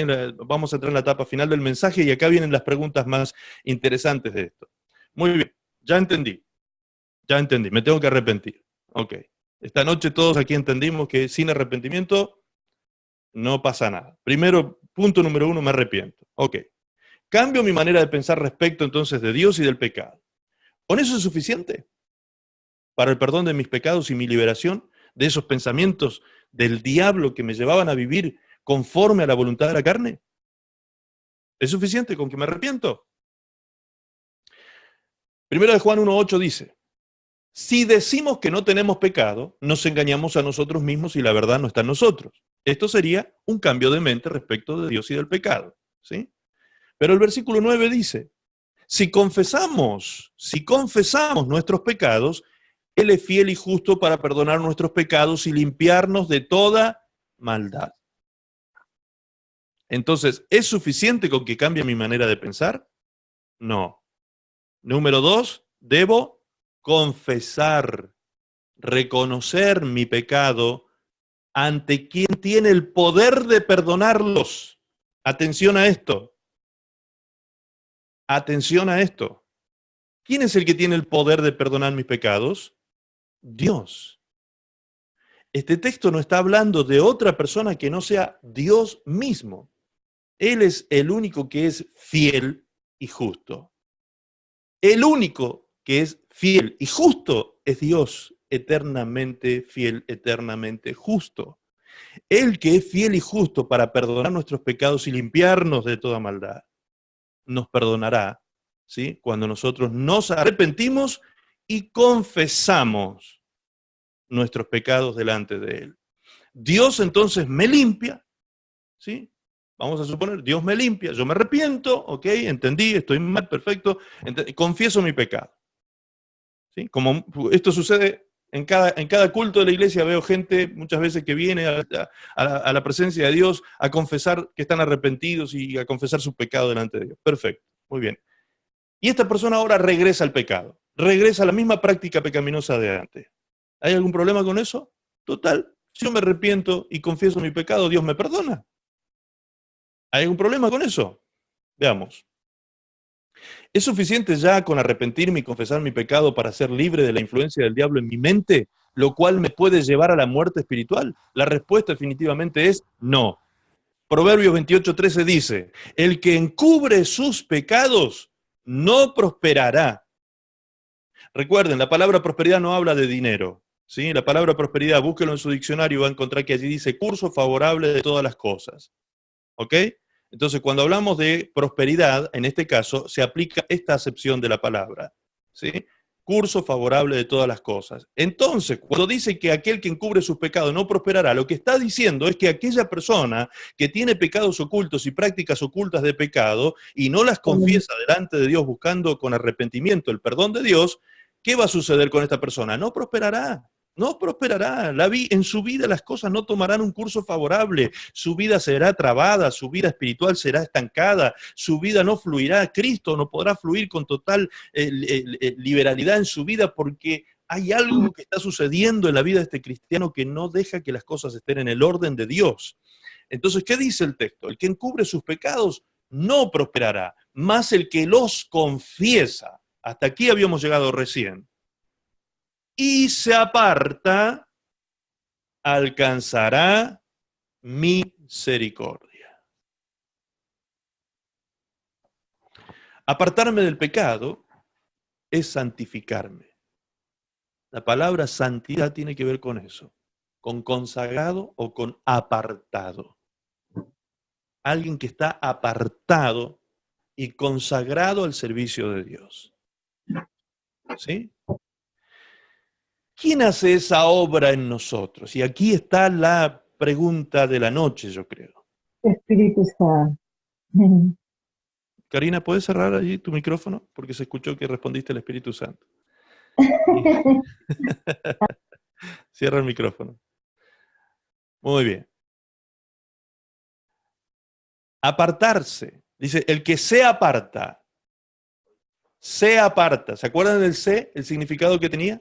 ¿Se acuerdan? El que se pierde.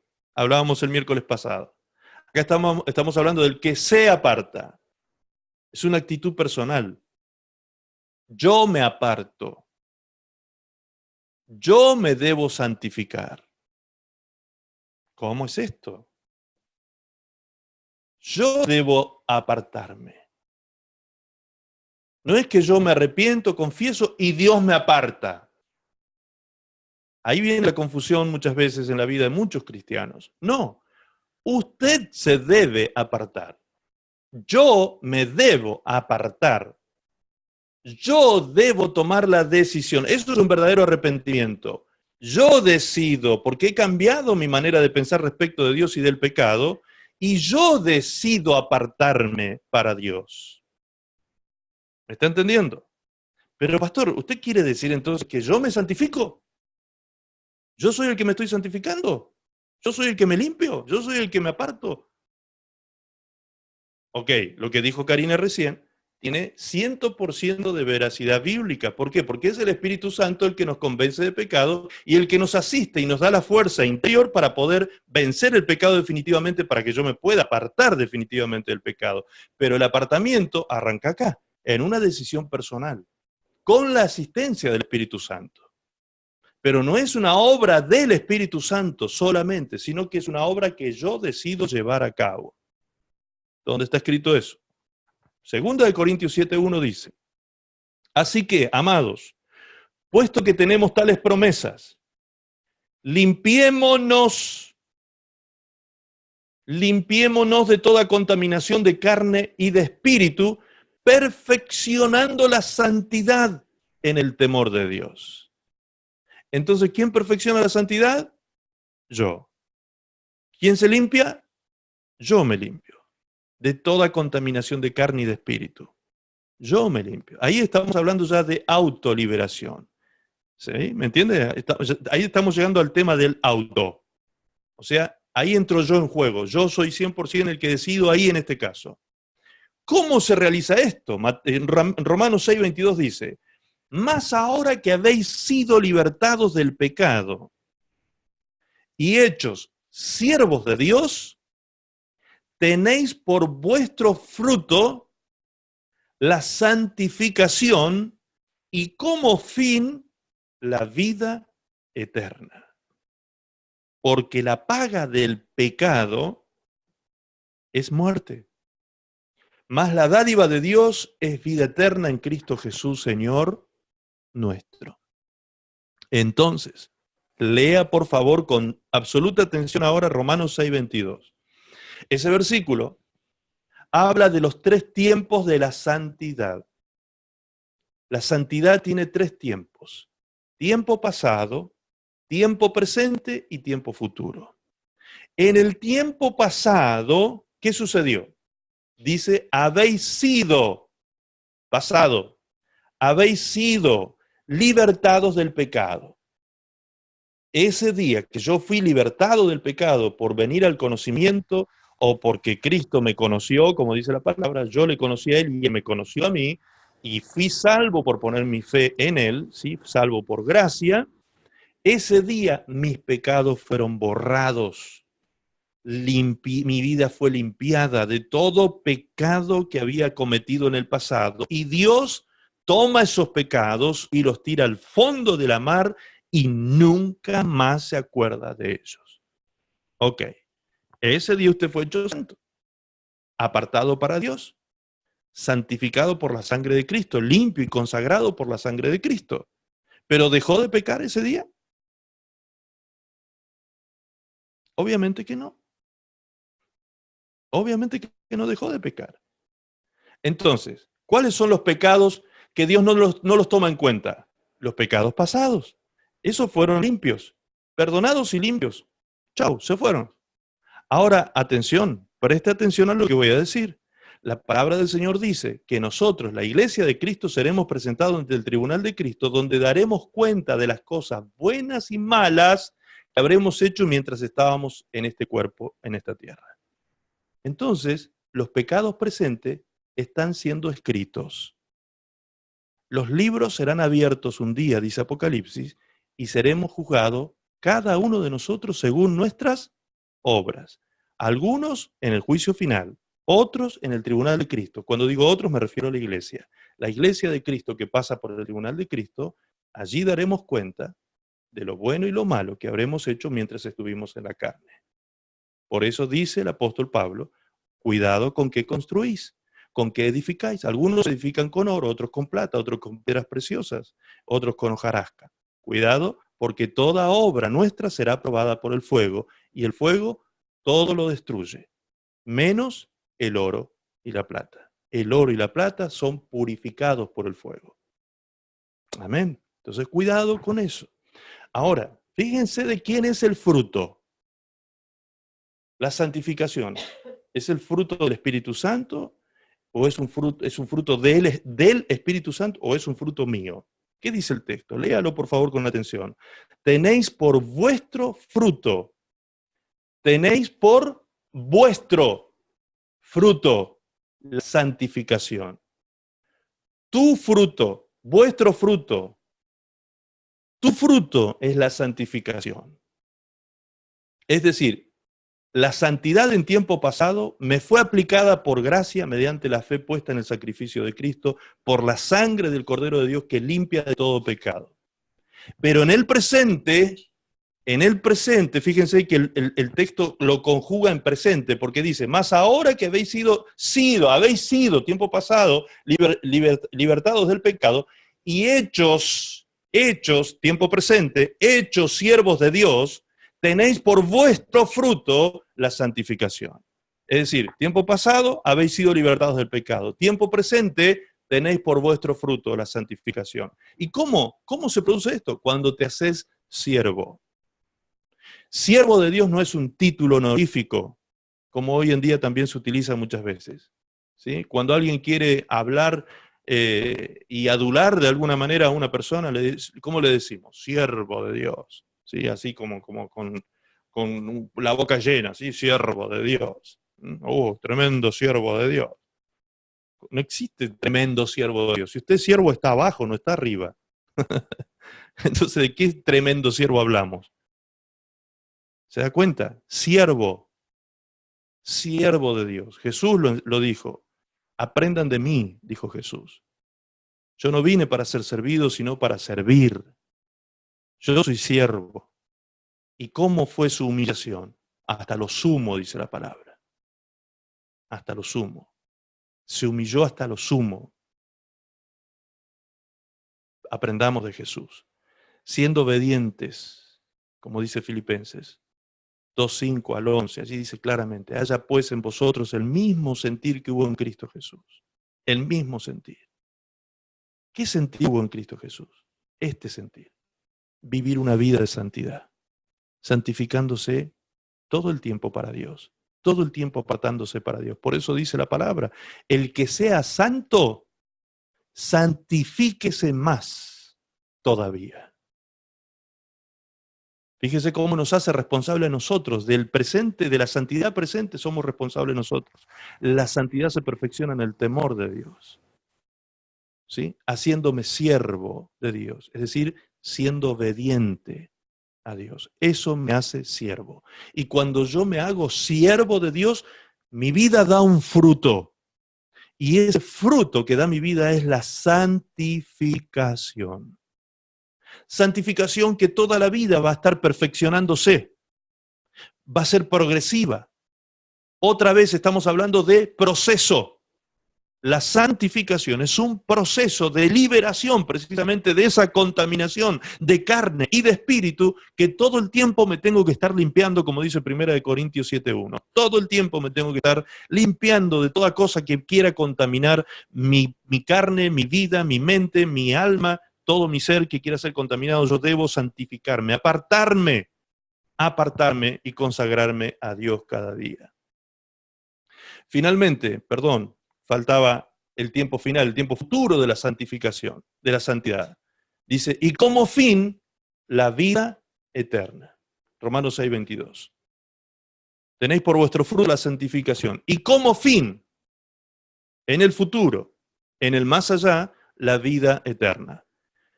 Donde la palabra de Dios dice, sin santidad nadie verá al Señor. Ok, ¿estamos hablando de una santidad perfecta? No, de una santidad imperfecta. O sea, lo que Dios quiere ver en nosotros es que cada día vivamos una vida en el temor de Dios, el temor reverente. No estamos hablando de miedo, no estamos hablando de terror, estamos hablando del temor reverente, es decir, de ser obedientes a Él, de reverenciarlo a Él por quien Él es y ser obedientes a Él cada día. Si Él ve en nosotros esa actitud de querer apartarnos del pecado, porque eso lo vamos a luchar toda la vida, querer apartarnos de los malos pensamientos, malos sentimientos, malas acciones, malos hábitos, que si Dios ve en nosotros todo el tiempo que estamos apartándonos de eso, por más que cometamos errores, ¿sí? Porque estamos sujetos todavía a la ley del pecado que se manifiesta en nuestra carne, como dice Romanos capítulo 7, 15 al 23, entonces Dios comprende esa situación, ¿sí? Entiende que estamos en ese proceso de santificación y nos está llevando a la vida eterna. Y el único que nos presentará sin mancha y sin arruga, dice Efesios capítulo 5, ¿quién es? Cristo Jesús. Él es el que tiene el poder de presentarnos a nosotros delante del Padre sin mancha y sin arruga. No es usted el que puede presentarse delante de Dios sin mancha y sin arruga. El único que tiene el poder de hacerlo es Cristo Jesús. Por eso dice que Él se presentará a sí misma a su iglesia, se la presentará a sí mismo a su iglesia sin mancha y sin arruga, una iglesia limpia y santa. Amén. Gloria a Dios. Entonces este apartamiento será una decisión personal producto de un arrepentimiento genuino. Quien se arrepiente, confiesa. Este es el proceso. Quien se arrepiente, confiesa. Quien confiesa, se aparta. Quien se aparta, se santifica. Quien se santifica, tiene como fin la vida eterna. Ya vimos con claridad lo que es arrepentimiento. Ahora conceptualicemos confesar y apartarse voluntariamente, que estos son los últimos conceptos ya, más uno que nos está quedando al final. Confesar significa declarar un error, una falta o un delito cometidos, especialmente ante la policía o ante un juez o un tribunal de justicia. Estamos hablando del concepto del diccionario, ¿sí? Del RAE. La segunda acepción dice declarar algo que se mantenía en secreto por cualquier motivo. Ese se acerca más, ¿sí? Ese se acerca más al hecho de confesarnos delante del Señor. Es venir a decirle al Señor, sí, ciertamente soy pecador, lo reconozco, he cometido pecados, este es mi pecado, Señor, lo confieso delante de ti, me arrepiento y te pido perdón. ¿Es suficiente con eso? No, me aparto. Cuando me aparte, el Espíritu Santo me asistirá y me dará la fortaleza para poder vencer el pecado. Apartarse voluntariamente es igual a renunciar. Renunciar. La palabra renunciar en el diccionario dice esto: hacer dejación voluntaria, es decir, dejar algo voluntariamente. Dimisión o apartamiento de algo que se tiene o se puede tener. Ejemplo, renunciaré a mi libertinaje. Renunciaré a mi libertinaje. Segunda acepción del diccionario: privarse o prescindir de algo o alguien. Ejemplo, renunciar al café, renunciar al mundo. ¿Sí? Son ejemplos que están escritos en el diccionario. Entonces, cuando yo renuncio al café, ¿qué hago? Me aparto del café, me separo del café y nunca más tomo café. Eso significa que renuncié al café. ¿Me entiende? Si digo que renunciaré al libertinaje, ¿qué estoy haciendo? Estoy haciendo una dejación voluntaria de algo que yo hacía. O sea, yo viví una vida libertina, ok, ahora ya no. He decidido renunciar a eso, por lo tanto, me aparto voluntariamente. Hago una dejación voluntaria de eso. Eso es renunciar. Por eso, la palabra de Dios en Tito 2:11 dice lo siguiente: porque la gracia de Dios se ha manifestado para salvación a los escogidos. ¿Dice así? A los elegidos antes de la fundación del mundo. No dice eso. Dice que la gracia de Dios se ha manifestado para salvación a todos los hombres, enseñándonos que, renunciando, es decir, haciendo una dejación voluntaria de la impiedad y los deseos mundanos, vivamos en este siglo sobria, justa y piadosamente. Pregunta obligada. Si solo algunos serían salvos, los escogidos, ¿por qué la gracia de salvación está dispuesta para todos los hombres? ¿Por qué Dios manda que todos los hombres se arrepientan? ¿Por qué todos pueden tomar y beber gratuitamente del agua de la vida? Cualquiera, el que quiera lo puede hacer, como decía Apocalipsis. ¿Se da cuenta? Bien, me arrepiento, confieso, me aparto, Dios me limpia. ¿Eso es todo para ser libre de contaminación de carne y de espíritu? Una vez hecho esto, me habré sometido a Dios. Eso es todo lo que habré hecho cuando ya he dado estos pasos, me habré sometido a Dios. Entonces, y no antes, estoy en condiciones de hacer lo que dice Santiago 4:7. Allí dice: someteos, pues, a Dios, resistid al diablo y huirá de vosotros. Así que, amado, primero me someto a Dios. No es tan así de que usted anda reprendiendo al diablo día y noche y vive una vida libertina y de pecado haciendo lo que se le antoja a sus pensamientos o a su carne. No es así.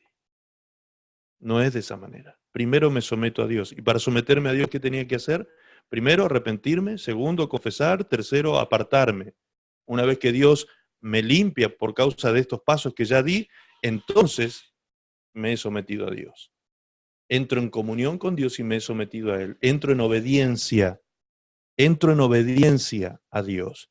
Y cuando entro en obediencia a Dios, me someto a Dios, entonces, y no antes, entonces puedo resistir al diablo y el diablo huirá de mí. ¿Por qué algunos cristianos el diablo los vuelve locos? Porque no abandonan el pecado. Porque no se apartan del pecado, sencillamente. Ay, pastor, pero yo soy una santa, yo vivo encerrada en mi casa. Sí, encerrada en tu casa, pero acá. ¿Y acá? ¿Cómo estamos? Recuerden que pecado no es salir de la puerta para afuera a hacer cosas malas. Se puede estar de la puerta para adentro no haciendo las cosas que tenemos que hacer.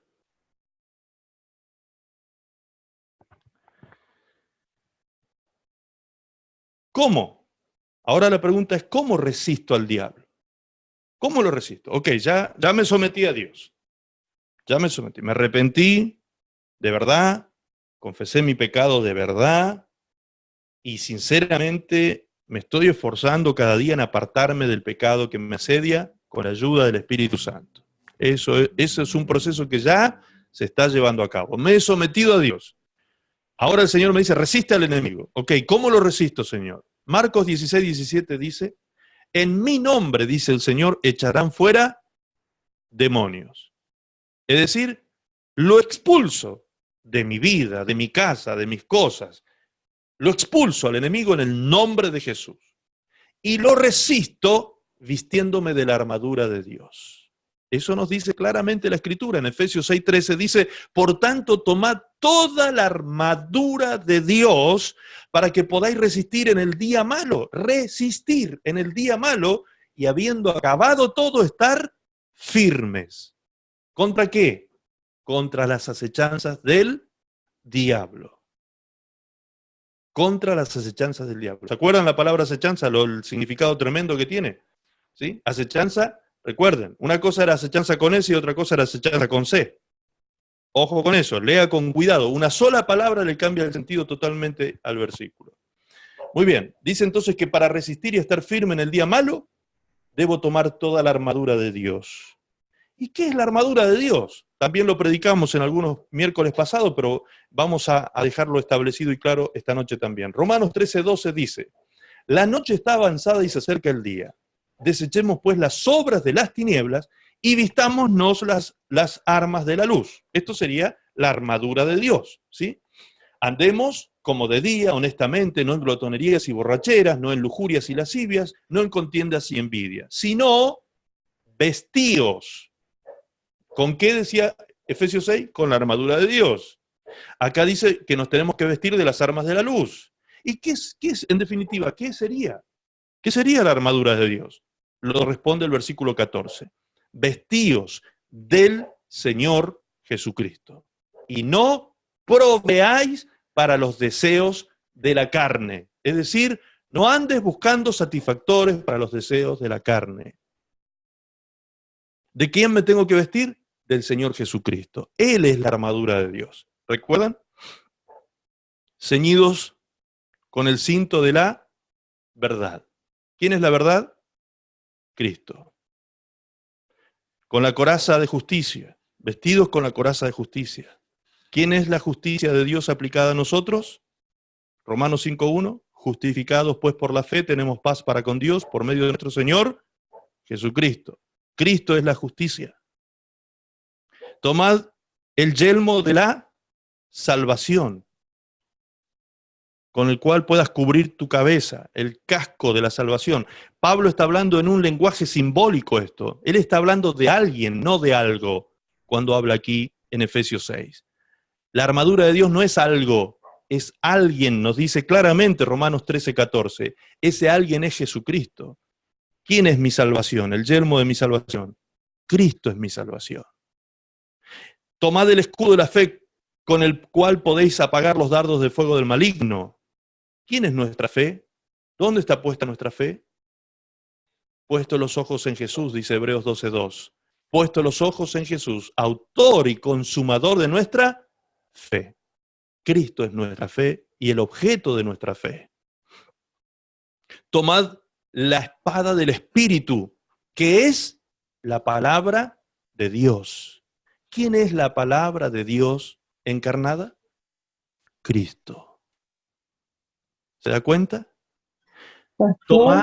Tomad, no es tiempo de preguntas, Karina, luego cuando terminemos ahí vamos a las preguntas, ¿sí? Tomad el apresto del Evangelio de la Paz en vuestros pies, ¿sí? Las sandalias aprestadas, el apresto del Evangelio de la Paz. La paz. ¿Quién pagó el precio de nuestra paz? Isaías capítulo 53. Molido fue por nuestras rebeliones. El castigo de nuestra paz fue sobre él. Y por su llaga fuimos nosotros curados. ¿Quién es nuestra paz? Cristo. Entonces la armadura de Dios, a quien vemos presente en todos esos elementos simbólicos que pone Pablo, es a Cristo mismo. Por eso es que el mismo Pablo dice en Romanos que nos tenemos que vestir del Señor Jesucristo. Estas son las armas de la luz. Toda la armadura es Cristo. Esto es estar en Cristo. Esto es tener comunión con Cristo. Vestirme de Cristo no es desligarme de Cristo, no es separarme de Cristo, sino estar en comunión con Cristo todo el tiempo y todos los días. Me arrepiento, confieso, renuncio, Dios me limpia, resisto al enemigo, Él huye de mí y allí se termina todo. Muy bien, veo algunas cabecitas que están haciendo así. Algunos ya tienen la experiencia. Recordemos lo dicho desde el principio de este seminario. La liberación es un suceso, pero también es un proceso. El proceso continuará siendo efectivo por medio de nuestra permanencia firme en esa libertad. Pues por último se nos reclama permanecer en esa libertad, cualquiera que fuere esa libertad en Cristo Jesús. ¿Por qué digo cualquiera que fuere esa libertad? Porque en Cristo Jesús somos libres del pecado, libres de la condenación de la ley, libres de la voluntad de la carne, libres de las doctrinas de demonios y libres de demonios también. En Cristo Jesús somos libres de todo eso. Y se nos reclama permanecer firmes en esa libertad. Como dice Gálatas 5:1, estad pues firmes en la libertad con que Cristo os hizo libres y no estéis otra vez sujetos al yugo de esclavitud. Juan 8:31 dice, dijo entonces Jesús a los judíos que habían creído en él, si vosotros permaneciereis en mi palabra, seréis verdaderamente mis discípulos y conoceréis la verdad, y la verdad os hará libres. Eso es un proceso también. Todo el tiempo vemos un proceso de permanencia. Si permaneciereis en mi palabra, dice Jesús. 1 Corintios 10:12 dice, así que el que piensa estar firme, ojo, si tú crees que estás firme, mira que no caigas. Cuidado, no te fíes de ti mismo. Pablo le dijo a Timoteo, cuídate de ti mismo. Cuídate de ti mismo. Uno de los peores enemigos que podemos tener a veces somos nosotros mismos, hermanos. Efesios 6:11 dice, vestíos de toda la armadura de Dios para que podáis resistir, para que podáis estar firmes, contra las acechanzas del diablo, para que podáis estar firmes.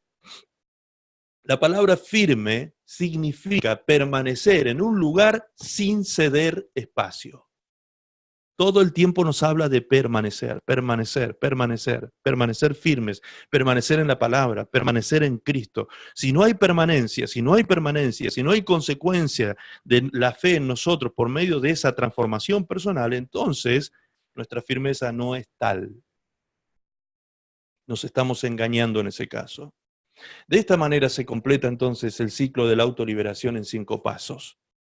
Número 1, arrepentimiento. Número 2, confesión. Número 3, renunciamiento, es decir, apartamiento voluntario. Número 4, expulsión de los demonios. Y número 5, la permanencia en Cristo y en su palabra. Estos son los 5 pasos, ¿sí? Arrepentimiento, confesión, renunciamiento, expulsión y permanencia. Lo que lo ayudará definitivamente a permanecer libre día a día, ¿sí? Porque hemos hablado desde el principio de este seminario que vamos a enseñar a ser libres, definitivamente libres, ¿sí? O sea, nos vamos a sacar de encima todo esto que el diablo nos quiso meter en la cabeza y en el cuerpo para ser libres definitivamente de todo ataque del enemigo y de toda condenación y de todo mal. ¿Qué es lo que nos ayudará a esto? La oración diaria de comunión con el Padre. ¿A qué me refiero con esto? A lo que todo el mundo conoce como la oración del Padre Nuestro. ¿Recuerdan cuando Jesús la enseñó en Mateo 6? En Mateo 6:9 dice, vosotros pues oraréis así, Padre nuestro que estás en los cielos, santificado sea tu nombre, venga tu reino, hágase tu voluntad, como en el cielo, así también en la tierra. ¿Qué está enseñando allí el Señor? A someterse a Dios. El pan nuestro de cada día, dánoslo hoy y perdona nuestras deudas, como también nosotros perdonamos a nuestros deudores. Verso 11, el pan nuestro de cada día, dice, el pan nuestro de cada día, dánoslo hoy. Entonces, esta oración que el Señor está enseñando, en este versículo, el 11, lo que está diciendo es que esa oración debe ser diaria, porque está hablando del pan nuestro de cada día, dánoslo hoy. Entonces, cada día yo debo depender de Dios y de sus recursos y de su bendición. Todos los días, dice el Señor, yo debo buscar esto, que el reino de Dios venga a mi vida, que se haga su voluntad en mi vida y que mi dependencia sea absoluta de Él. Que el pan mío yo lo pueda pedir cada día teniendo la confianza y la paz en mi corazón de que ese pan llegará a mi mesa. Dios lo proveerá si yo pongo mi confianza y mi fe en Él. Versículo 12 dice, y perdónanos nuestras deudas, como también nosotros perdonamos a nuestros deudores. Suelta perdón. Si tú quieres ser perdonado y quieres ser sanado, tú tienes que perdonar primero. Esa es la condición de Dios. Perdona tú y yo te perdono. Usted dirá, pero ¿por qué Dios me pone esas condiciones? Pues porque eso te hace bien. Eso te hace bien a ti. Eso te hace bien a ti. Poder perdonar no le hace bien a Dios. Que tú perdones a alguien que te ofendió no le hace bien a Dios. A Dios no le agrega nada a eso. ¿Sí? Al que le agrega es a ti. Al que le suma es a ti. A ti te hace bien perdonar las ofensas. Y de esa manera Dios dice, cuando esto hagas tú, yo te perdonaré a ti, te perdonaré tus ofensas. Y luego al final Jesús dice, y no nos metas en tentación, mas líbranos del mal. Porque tuyo es el reino, el poder y la gloria por todos los siglos. Amén. En este pasaje algunos se confunden un poco, así cuando dice, no nos metas en tentación. ¿Sí? Como diciendo, bueno, pero ¿cómo? ¿Le tengo que pedir a Dios que no me tiente? ¿Que no me meta a Él en tentación? No. Para que lo entendamos clarito, fíjense cómo lo dice esta versión. La versión del lenguaje sencillo, que es una excelente traducción de la Biblia, dice, ustedes deben orar así. Padre nuestro que estás en el cielo, que todos reconozcan que tú eres el verdadero Dios. Ven y sé nuestro único Rey. Que todos los que viven en la tierra te obedezcan como te obedecen los que están en el cielo. Danos la comida que necesitamos hoy. Fíjense cómo esto lo está hablando más claramente todavía.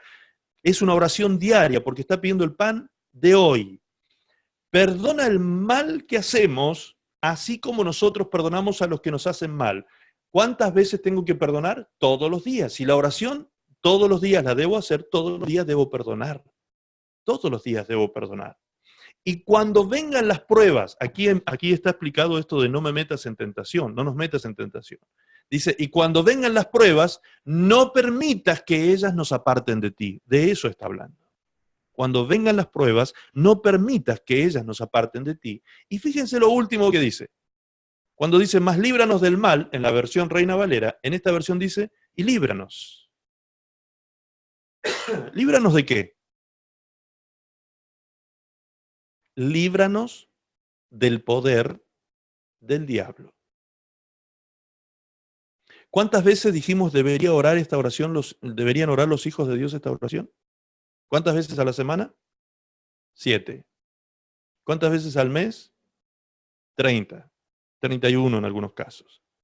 ¿Cuántas veces al año? 365 veces. Todos los días. El primero que enseñó la autoliberación fue el Señor Jesucristo con esta oración. Todos los días pide a Dios tu protección espiritual para que el poder de Satanás no toque tu vida. Porque él anda como león rugiente buscando a quien devorar. Y si tú te descuidas y hueles a carne, ¿qué crees que come el león? Así que más vale que tengamos olor fragante en nuestra vida espiritual y no olor a carne. Porque donde tengamos olor a carne estamos en peligro. Quien así haga, quien lleve a cabo este ciclo de autoliberación, experimentará dos cosas por las que Pablo dice que oraba junto a Epafras por los hermanos de Colosas. Colosenses 4:12 dice, os saluda Epafras, el cual es uno de vosotros, siervo de Cristo, siempre rogando encarecidamente por vosotros en sus oraciones, para que estéis firmes. ¿Recuerdan qué significaba firme? Permanecer en un lugar sin ceder espacio, permanecer. Firmeza es permanencia. Firmes, perfectos y completos. Es decir, la consecuencia de estar firmes en Cristo, firmes en su palabra, permanecer en Cristo, permanecer en santidad, permanecer en su palabra, permanecer en la obediencia, es que terminaremos siendo perfectos y completos en todo lo que Dios quiere. Los que permanezcan firmes, los que estén en ese proceso de liberación diaria, y de santificación diaria. ¿Qué sucederá con ellos? Serán perfectos, es decir, perfeccionados. La palabra perfecto viene del griego teleios, que significa maduros. ¿Sí? Seremos maduros y seremos completados, es decir, seremos plenos. Ya no tendremos necesidad de andar buscando satisfactores, porque en Cristo Jesús estaremos completos, llenos, plenos y satisfechos. Amén. Gracias al Señor. Hasta aquí llegamos entonces con este tema tan interesante hoy. Y vamos a abrir la sala para poder compartir un tiempo entonces de preguntas y respuestas. Algunos interrogantes que algunos de ustedes tengan. Damos hasta aquí entonces el tema de hoy, damos por cerrado el tema y abrimos este tiempo de preguntas.